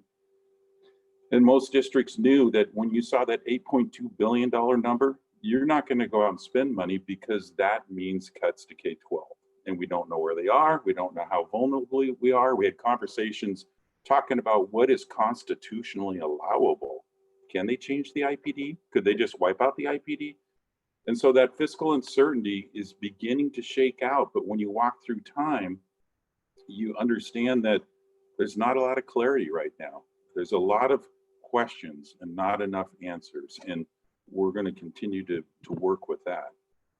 We want to know what we saved in the fall, what we saved. What did the furloughs do? So to Director Lassane, the furloughs began the first week of school. So they weren't really a part of that closure in the spring. And what we did is, I think we had processed a number of areas, and probably more so than some districts, but we also elected to furlough. And these are the areas where we did furlough. We had district drivers, we have Durham drivers, we had food services, we had our HRAs and supervision paras. We didn't furlough the vast majority of paraeducators because this whole learning model needed everybody from noon duties to anybody who was in the building to support it and to structure it while we're trying to move through this remote world environment. We did talk to our schools. We cut back the operating budgets for them. I think we had like a 15 custodians and some movers and some refuge furloughs. Several of us on cabinet took 3 days of furloughs. And we had an estimate from Durham drivers from Durham of what savings would be. It turns out it's much bigger than that because we were able to renegotiate the contract, but that was helpful. We also know that we aren't using subs like we used to, and just like the spring, it's about $200,000 a month. And that we have vacancies that we've held on, and we aren't really using overtime to the extent that we did before. The thing about this list is it adds up to over $1 million, but transportation funding is sort of this unique animal. It's basically an enterprise fund. The formula is designed to count 3 times a year. It counts May, and then it counts in the fall in October, and then it counts in January.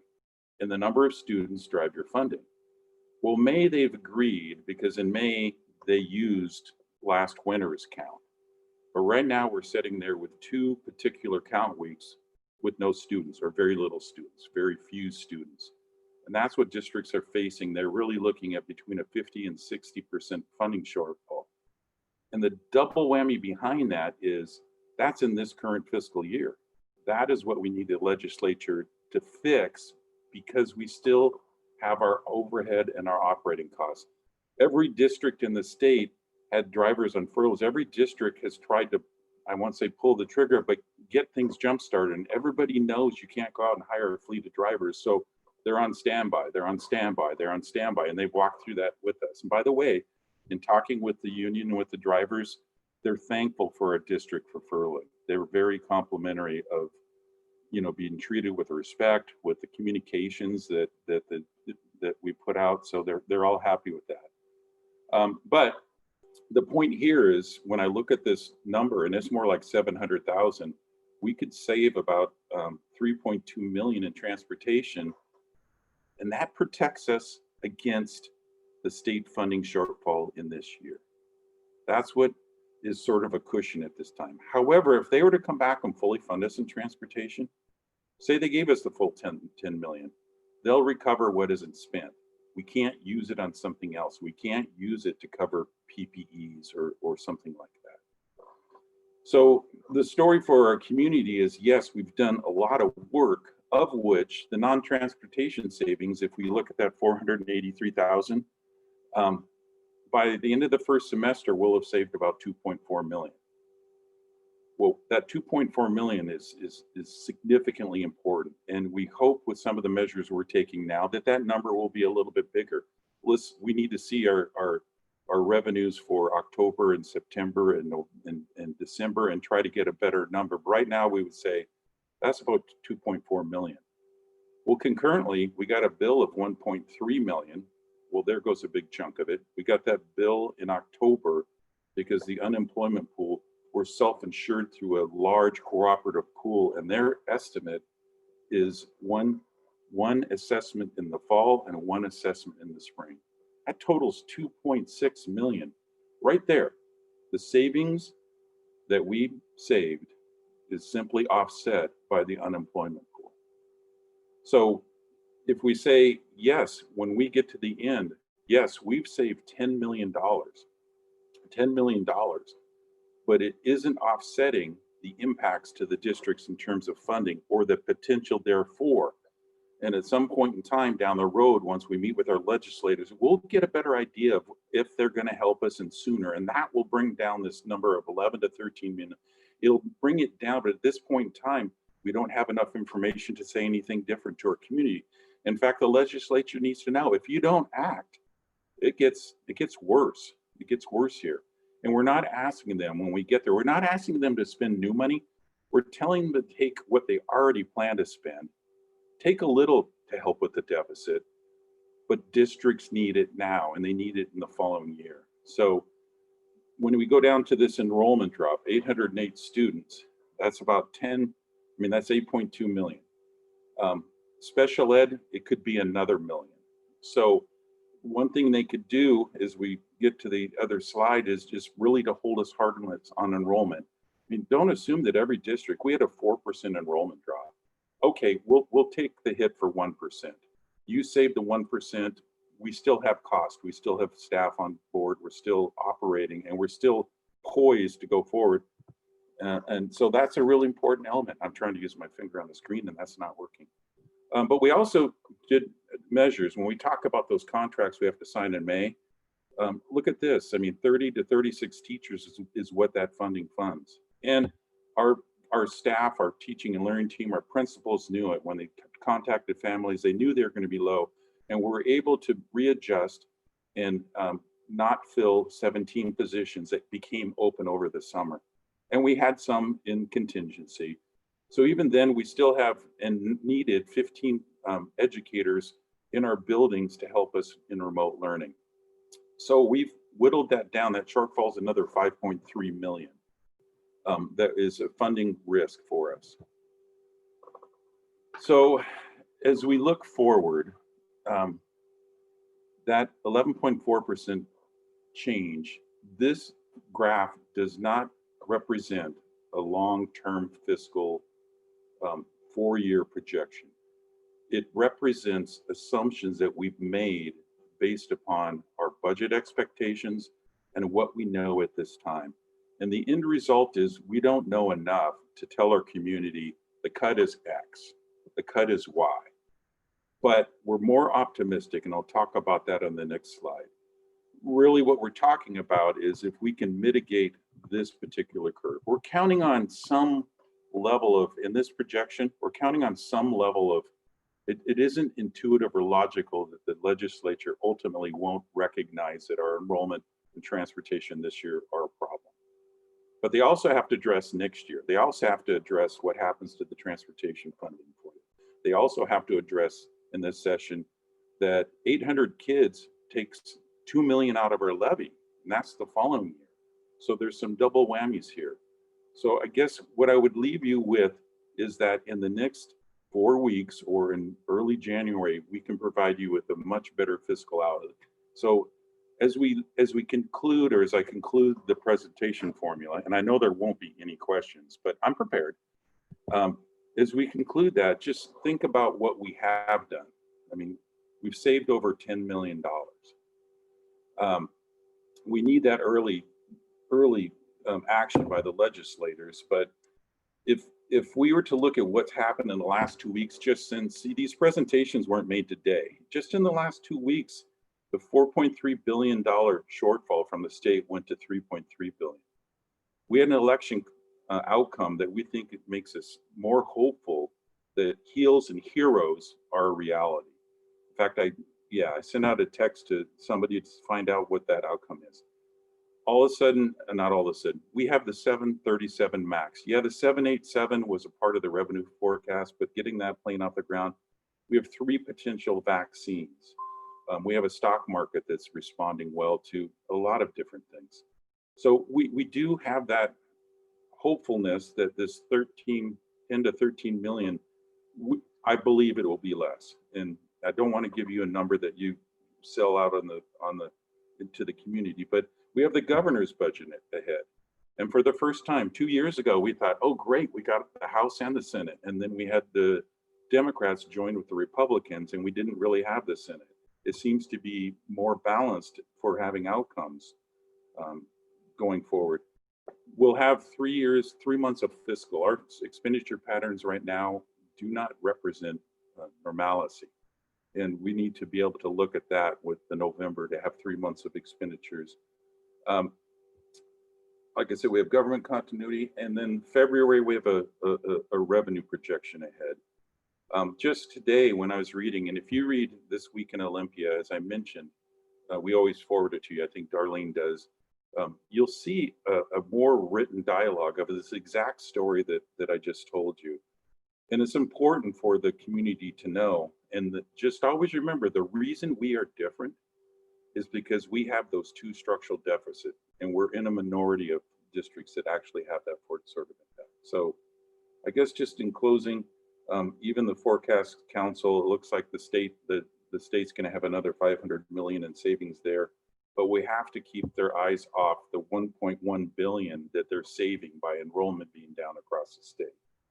So that's sort of the tether into the next presentation, and I'd be happy to answer any questions, and certainly would love to hear the things you'd like to have me address going forward, and we will work on that. So thank you.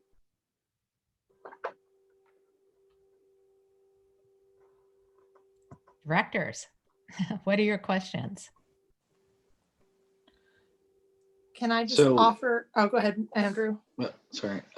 So is it too early to say, maybe we look at moving up levy, like running a new levy or running a new, whatever it may be, to help us with any of this shortfall? So in 2018, we ran the 4-year levy. And at that time, it wasn't popular to run a levy above what state law, what the rules were, but we knew the rules would change. So as a board at that time, we publicly said, we believe that the formula is inaccurate. And therefore we set in place a levy cap of 4 years. So those are existing. We can't change those without going out early. So as we spoke with Mr. Gunn, we're talking about an M&O levy in 2002. The first proceeds will come in 2023. There is headroom in that for us to ask for more, but we also still, and it may not be today or this session, we still need to get the legislature to develop a formula. They did it in about 4 days without anybody knowing, and it's a basic formula that doesn't work well for some districts. So what we were trying to do in that first slide, Director Nichols, is sustain ourselves until a point in time when that revenue source would increase for us, and continue to hope that the state would address McCleary.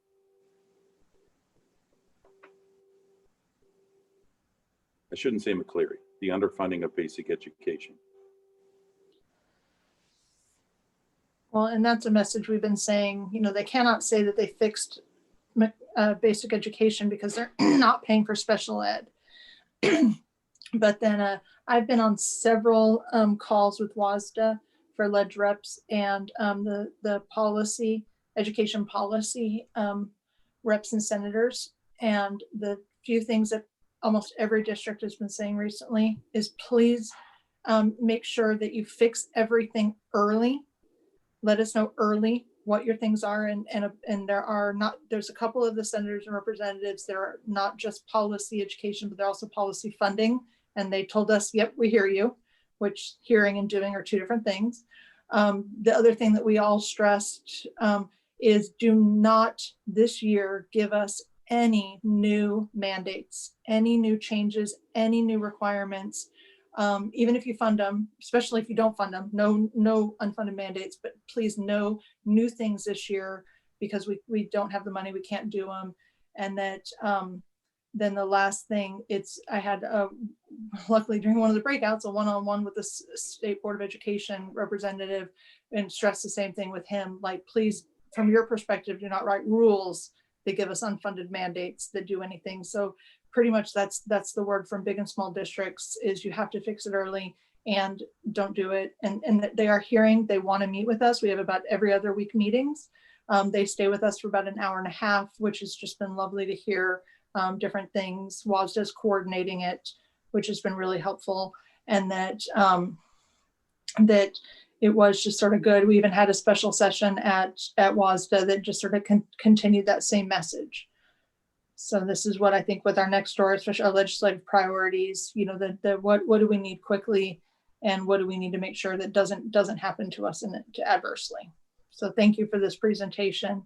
It definitely does help with the story. You're welcome. Let's compare notes, Director Mitchell. If there's anything I can provide you for those meetings, please let me know. Oh, of course.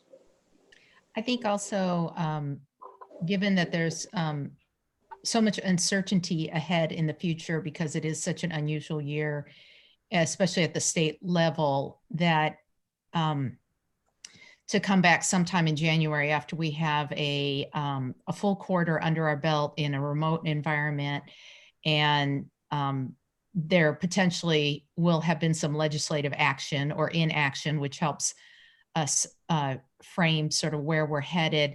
I think it would be good to come back with a follow-up presentation on this once you have more details on some of these outstanding issues. I do have a question about cost savings in our school buildings. So we own a lot of buildings and we don't have students in those buildings.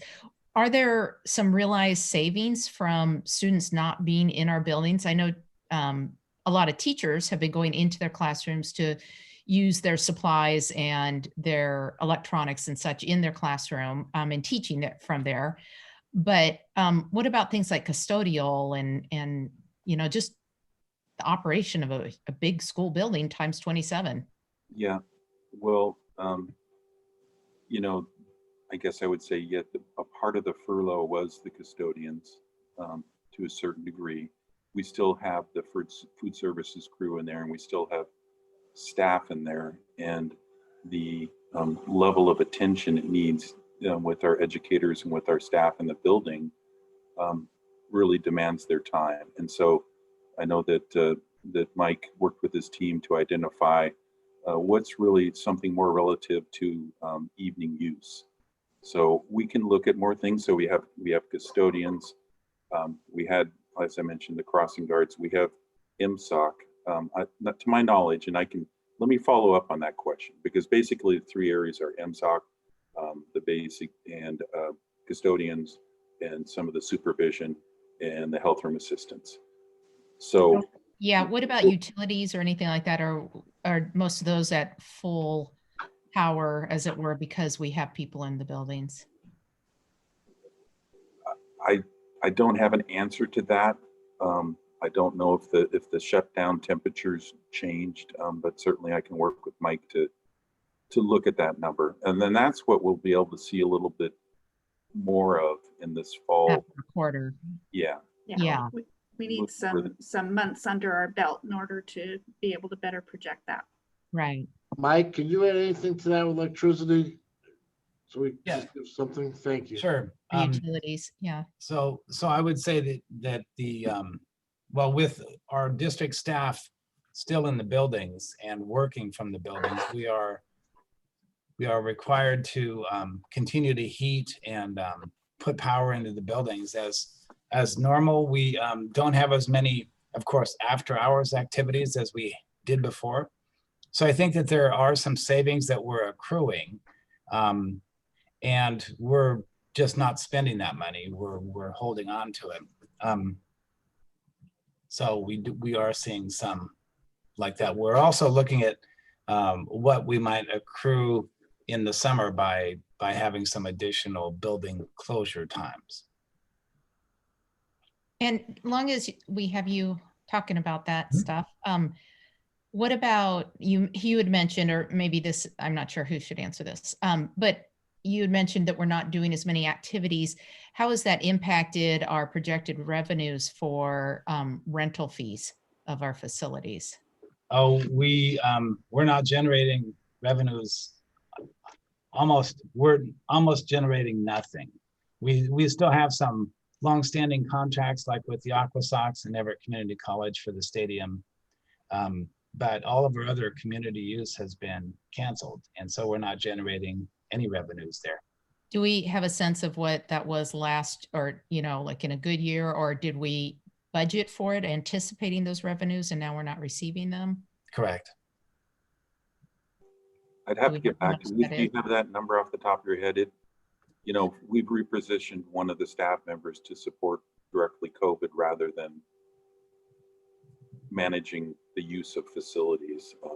But we can certainly get that number to you. One of the things I'm looking at too also, and I think it's a good idea to see in after this semester, what does the outlook look like, and what have we experienced. But also when you look at costs, like one of the things that you mentioned was non-transportation savings and what they could be, but yet you then have this offset or this unemployment pool skyrocketing at such a rate that it's going to take over what you're savings as far as non-transportation. So put them all on the same line so that you can actually say, this offset that. We can't really see any savings in that regard because of the unemployment pool.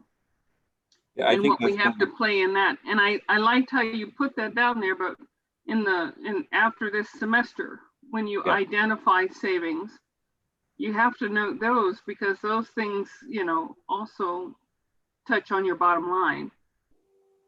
I think that's one of the things my colleagues had recommended, getting close to this presentation, is we almost need to see it all in one place. And yeah, definitely duly noted. And we'll get that for you, especially when we start looking into these other less evident areas. I mean, as a system, that there's a certain amount of things that are being saved.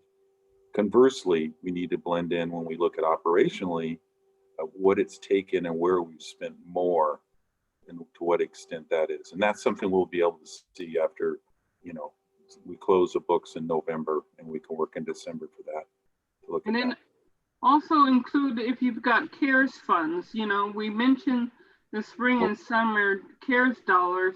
I don't know how we add them to the mix, so to speak, because they do assist us in certain areas. So I'll give you in the next Friday report. Ruth's staff member does an excellent job, and we'll show you again just an update of where those are being spent. But those are really spent directly on COVID-related costs. And there's, but what I didn't mention earlier, and what we really hope out of this, I think I did, but if Heals or Heroes comes in, it can be distributed at multiple different channels. And so our hope is that the ESD is able to access some of that to offset that spring assessment. That'd be great, 1.3 million. Us locally, we still have costs above what CARES provided. And what we're trying to do is, and Director Mitchell, you probably heard this in WASDA, is we're trying to expend all those monies so there's no chance of recovery. And the legislature hasn't talked about recovery.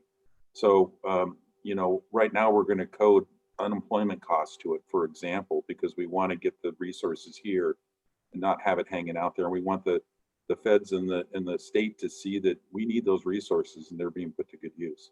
And Jeff, another thing too that I heard was a real strong request is a streamlined way of getting that to districts. So the state doesn't hold on to it, or it doesn't get trapped someplace and doesn't come to us. So again, we said it, whether or not they will act, two different questions. Sounds great.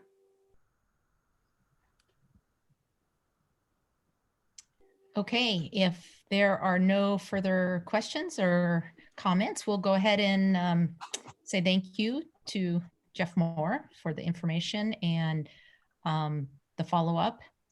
And look forward to hearing again after we sort of wrap up the first semester to see sort of how things lay out. Okay, sounds great. Thank you. I think you get me again. Yep, so we moved to unfinished business and there is no unfinished business. And there is also, and then we move on to 14.0 new business. And this is our legislative priorities for 2021. And you're back on. I am. Okay, this time I'm gonna go right up to the top before I start. Okay, I'm probably gonna move through this pretty quickly because I think we've covered, oh, I didn't work. Sorry, close your eyes. Let's just go up that way. The culmination of this process in providing you with all of the different state associations, this attachment, there were some patterns that you saw. I think Director Mitchell said it perfectly, is that there's the short-term immediate needs. There's these longer-term needs that I think districts are generally, and associations are generally saying, we don't want to knock on their door. We don't want to ask for these very firmly, but we want to know that they're still here.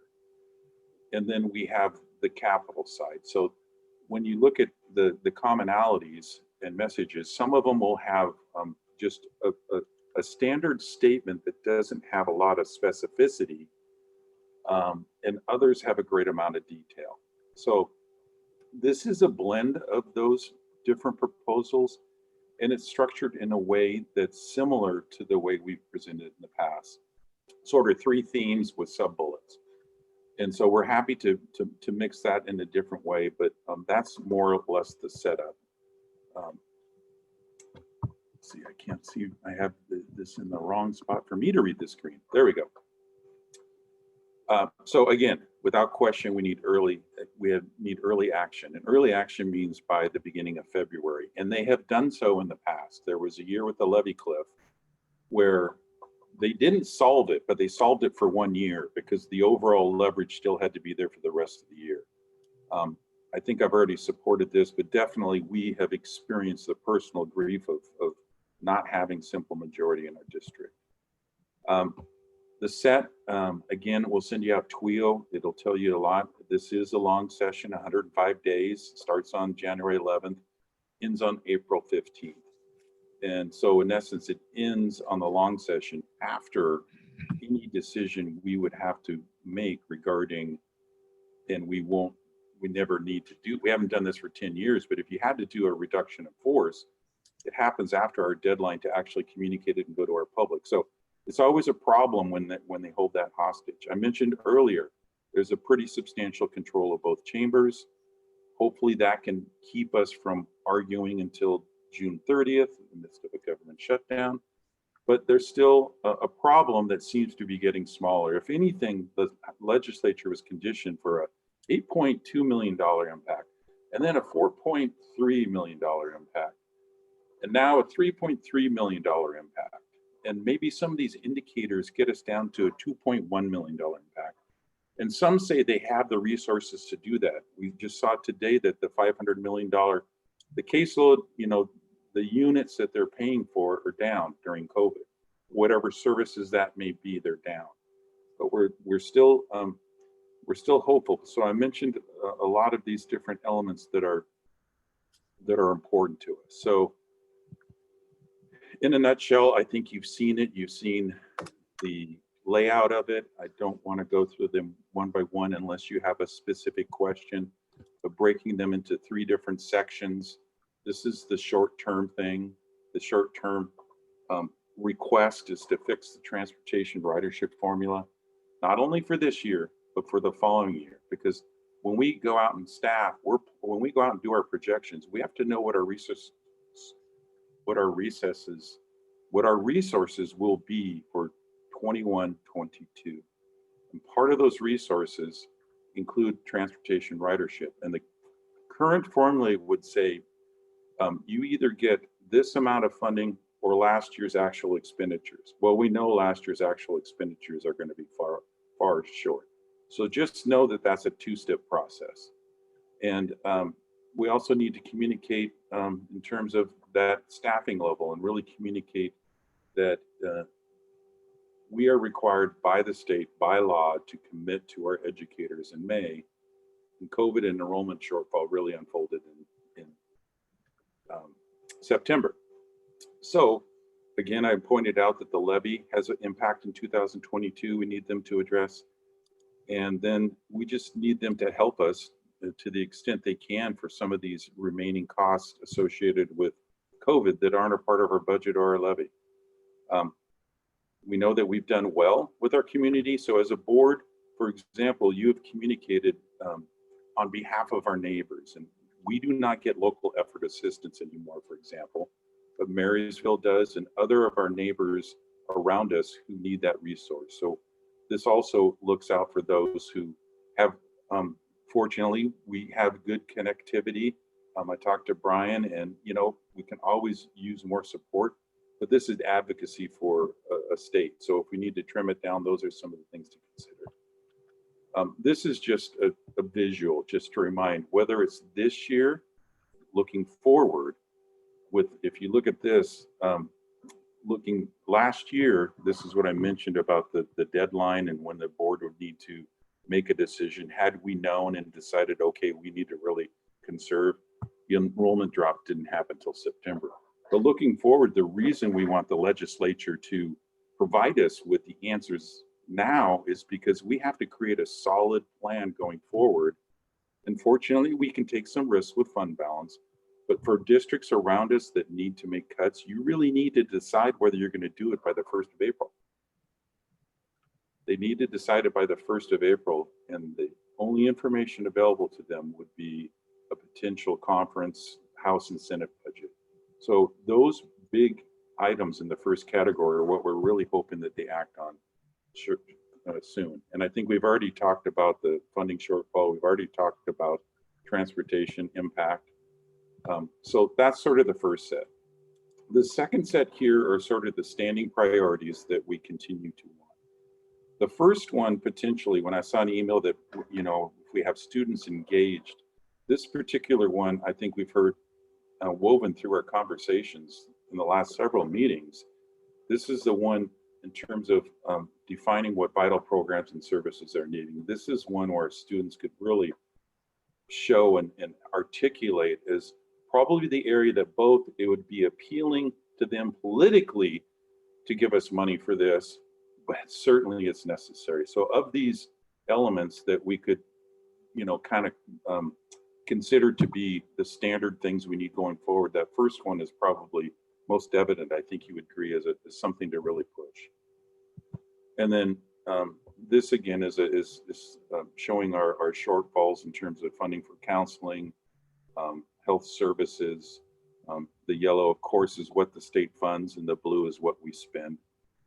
This particular number is large. It's large, and that's a redundant word. It's primarily our supervision paraeducators and then our secondary building security people.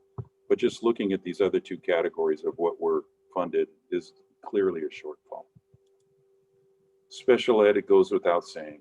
The final statement, and thank you, President Mason, for helping me recall about this map, because this is great.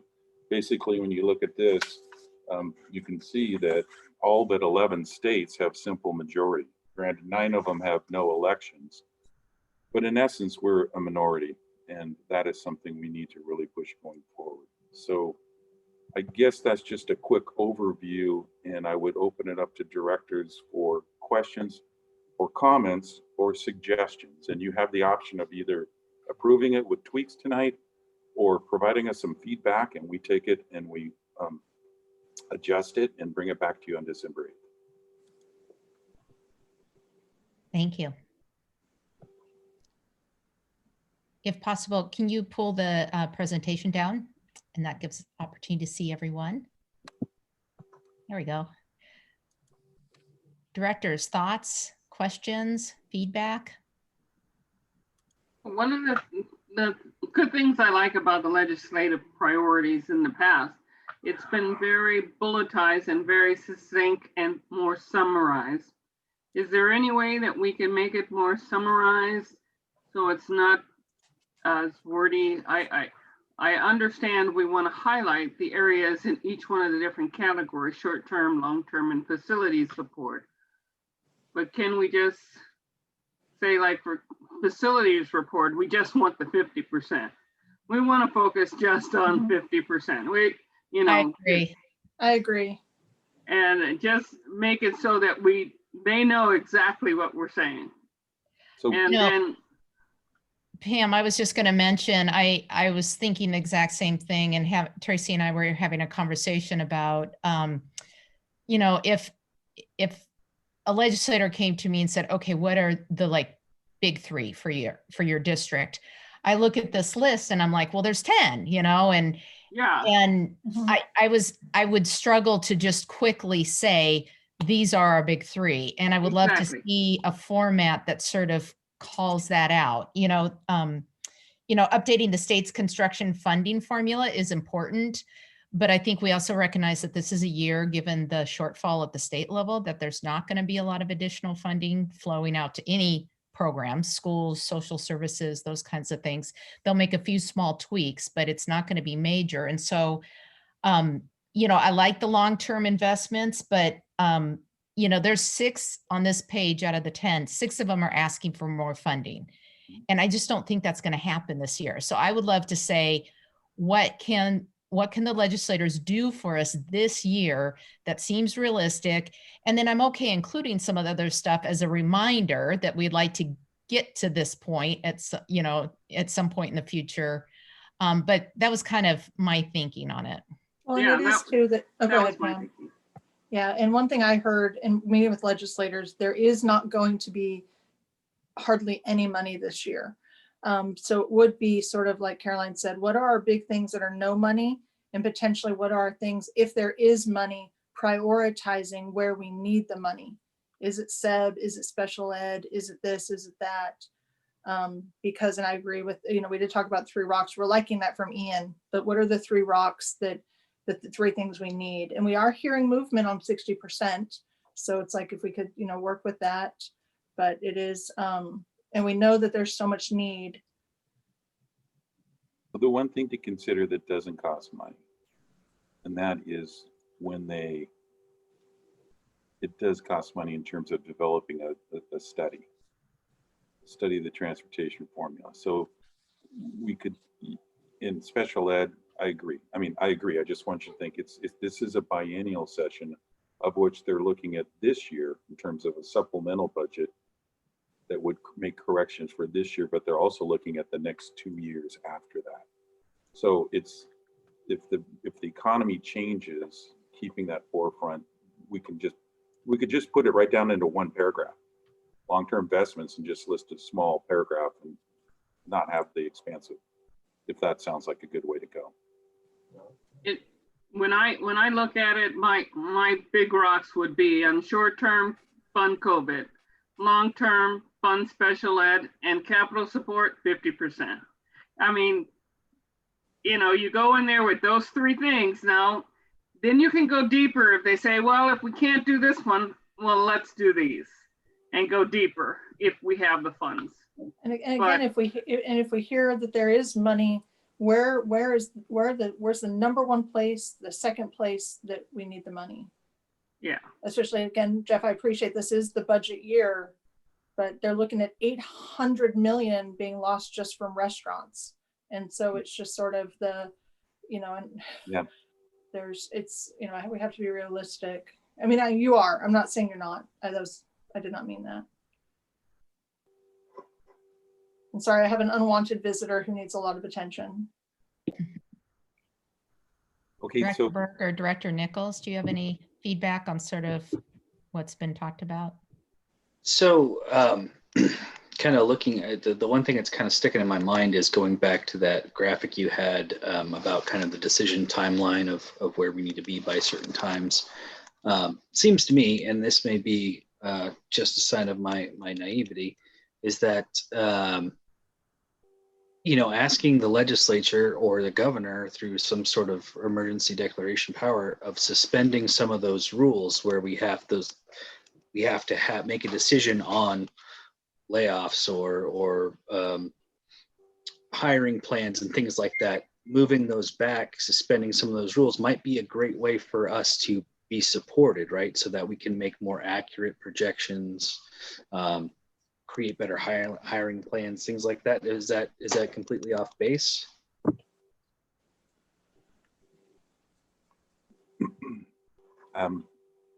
That, I guess one element of that May 15th date is if they don't conclude on April 24th, it moves until June 15th. I would say that that historically, many efforts to do exactly what you're saying have been unsuccessful. It doesn't mean that they'll be unsuccessful going forward. I would say that the WEA has a keen interest in having those commitments for their educators. And so certainly that is a conversation that even came up again recently with OSPI, who would carry forward that bill and try to push it across the line would be of interest. Because I mean, I think I'm trying to say that's a tough hill to climb. I mean, it just seems like kind of one of the simplest ways in a very short-term way of helping school districts out, right?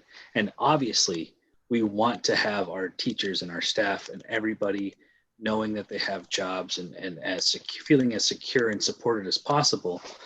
But we need some wiggle room here. There's no, if the district folds because we commit to certain things and then we can't undo it, what good is that to anybody? So maybe that's something we should be more aggressive about. Under the category of sort of the hold harmless, or we can put that there. I mean, in essence, if you look at the timing, and I'm writing notes for what we talk about in January.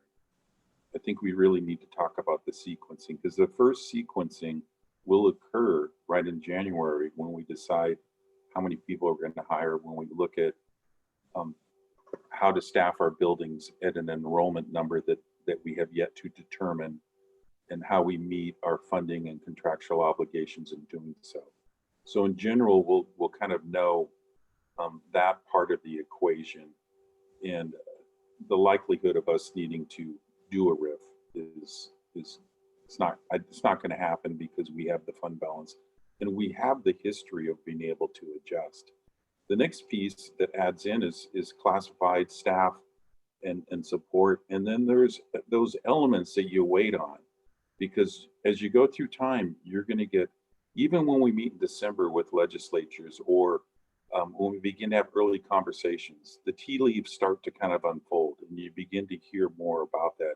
And you're concerned about the risk mitigates. And if you have a 80% confidence factor, I know I'm getting too far into this, so okay. But I would just say, Andrew, it kind of sequentially happens that I'm not so sure that the May 15th day is something that we need to do this year. I think it's something that we locally can accommodate, and we'll put other things into the contingency of what we might do if in fact a negative outcome occurs. I got to say that simply. It's something worth noting and something worth having in conversations. Probably my recommendation, unless other directors, is probably not something to put on this particular platform at this time.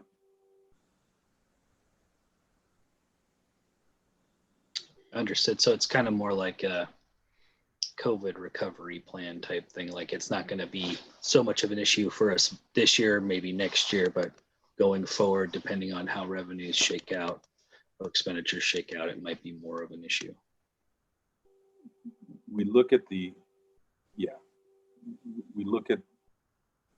I'll just say, yeah, that's correct. Okay. All right. Thanks. So I don't have a lot of input. My thing is, I think the presentation was great. It was understandable. It probably could be more concise, like in terms of a one pager, just because everybody's attention span is going to be all over the place this next session. But the other piece of it is the student voice. And I think that as we're, creating narratives, because, we have to remember that our district is one of, 294 districts. across the state and we're all in similar boats. And so one of the things that Everett does a great job at, I think, is really having our students tell our story. And so, you know, as we're going into session, as we're talking with legislators, I think we have to have students with us 24/7 telling that story. They can tell the story about transportation. They can tell the story even about special ed. I think it's really, really important because that's what resonates.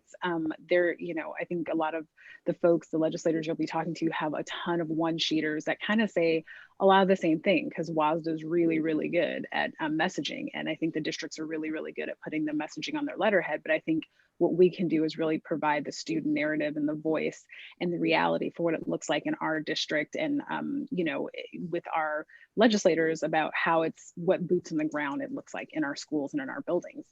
And maybe even bringing in some of those teaching voices as well, showing the partnership with WEA and some of the realities, and even something as simple as when Director Mason asked about the heat, right? The cost savings for the building, that's a lot. People ask that, right? Like, well, why are we still paying for heat?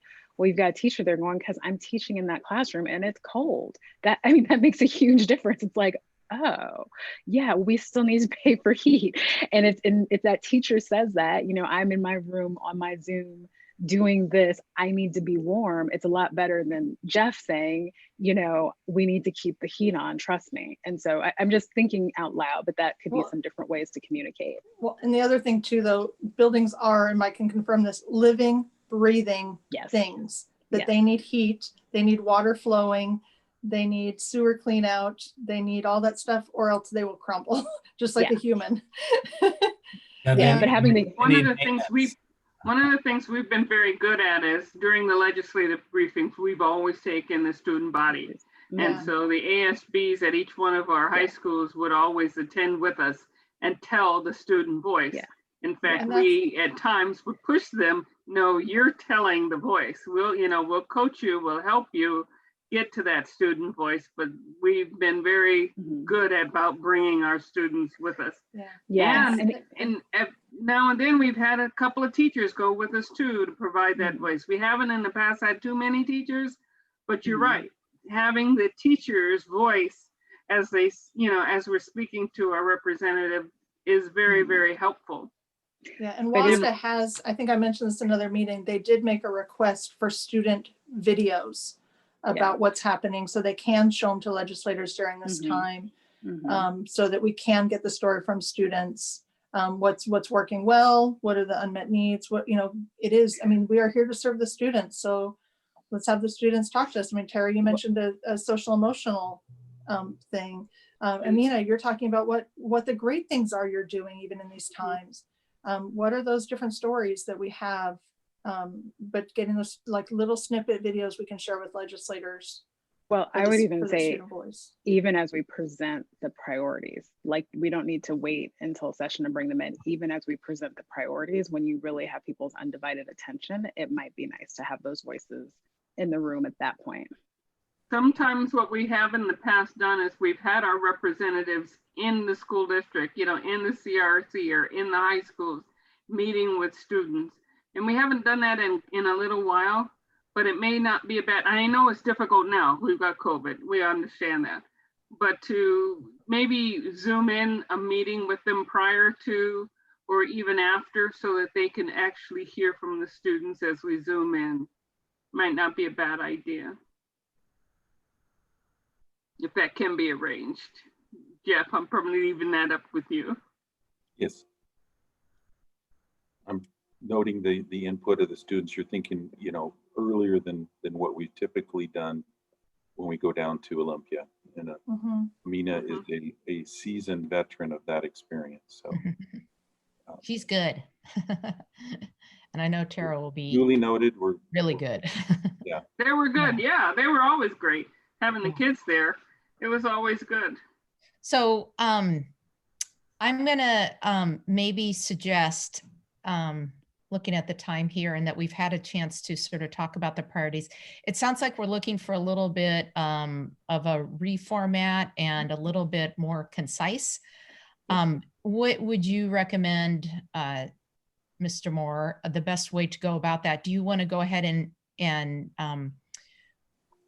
take care of that and then send it out to directors for additional feedback? Or I feel like maybe there's enough, we've talked about enough change tonight that approving with changes is maybe too much, that we'd like to see another draft maybe before. Yeah, December 8th, maybe there's something. So could you bring that back at our December 8th meeting? And then does that give us, we could approve it then if we provide. Yeah. Certainly. Okay. Yeah. Certainly. I think what I hear is potentially early next week, providing some drafts to, would it, you prefer just to, and I would look to Dr. Salzman, but send it to all directors simultaneously and then solicit feedback? Or would you prefer they go through Director Mitchell? I think no, it's coming really from you. Okay. Right. And I appreciate if you could send it to everybody, because I can't send it to everybody. Darlene would be the one. Yeah, thank you for that. Okay, we'll get something out. I'll put it on my calendar for Monday. We can get out Tuesday ahead of the meeting, so that you can take a look at that. Yeah, we have time. We have a couple weeks. I just have one question. I can kind of understand how to consolidate the long-term needs. There is that social emotional piece in there, and it feels like that could be connected to COVID and moved up in terms of student testimony on life today and the need for supports. How do you feel about the placement of that particular item? Counseling, actually it's more than that, it's adults too. It has to do with racial sensitivity and a lot of the things we talked about. It feels like that would fit somewhere that isn't long-term. It isn't directly COVID, but it's an important ask. I would say that particularly mental health, particularly social justice issues, those are a priority now, they're a priority in the future. They're only exacerbated by catastrophes like COVID, right? So they're definitely a long-term priority, but they are getting way more important now. Okay. So however you can fit that in there, I think would be great. Yeah, I could structure the short-term need with the COVID direct stuff, the funding piece, and this social emotional, and then just say, don't forget our long-term needs. And here's our single capital request, 50%. If that sounds good, that's what I'll bring back to you. That sounds good to me. Okay. Seeing some head nods. Okay. Thank you for your input. Thank you so much for putting this out there in the presentation and summarizing all our feedback. I appreciate it. You're welcome. Okay, well, with that completed, we are now at our upcoming agenda items, which are rather brief. Dr. Salzman. Okay, thank you. And thank you again for the presentation, Mr. Moore. I do want to share, I spoke to Mr. Moore on Monday, and we will have student voice when we meet regarding the editorial board with our legislative concerns. So our reps will be invited. I just want to let everybody in the public know that. Our regular meeting on December 8th, 2020. At the December 8th regular meeting, the board will discuss the following: class of 2021 progress to graduation, board annual reorganization, legislative priorities, school reopening status, an update, school resource officer program update, and September and October financial reports. Great, thank you very much. Section 16.0 of the agenda is executive or closed session, and tonight we do not have either, which takes us to 17.0 adjournment. And that concludes the business to come before Everett Public Schools Board of Directors this evening. I would like to wish everyone a really happy Thanksgiving. I think all of you is my big family, and I wish we could all like cut some turkey together and hang out and be in person, but I hope you all have an opportunity to at least huddle into your little family or friend pods, however small you can get them, so that we can stay safe. But please enjoy the break. Take time to relax and rejuvenate. Happy Thanksgiving. Thank you. Happy Thanksgiving, everybody. Happy Thanksgiving. Have a Here's great our So little one. grateful to turkeys. have you guys as my friends. Thank you. Be Here's our careful, be turkeys. safe. Be safe. Be safe and be well.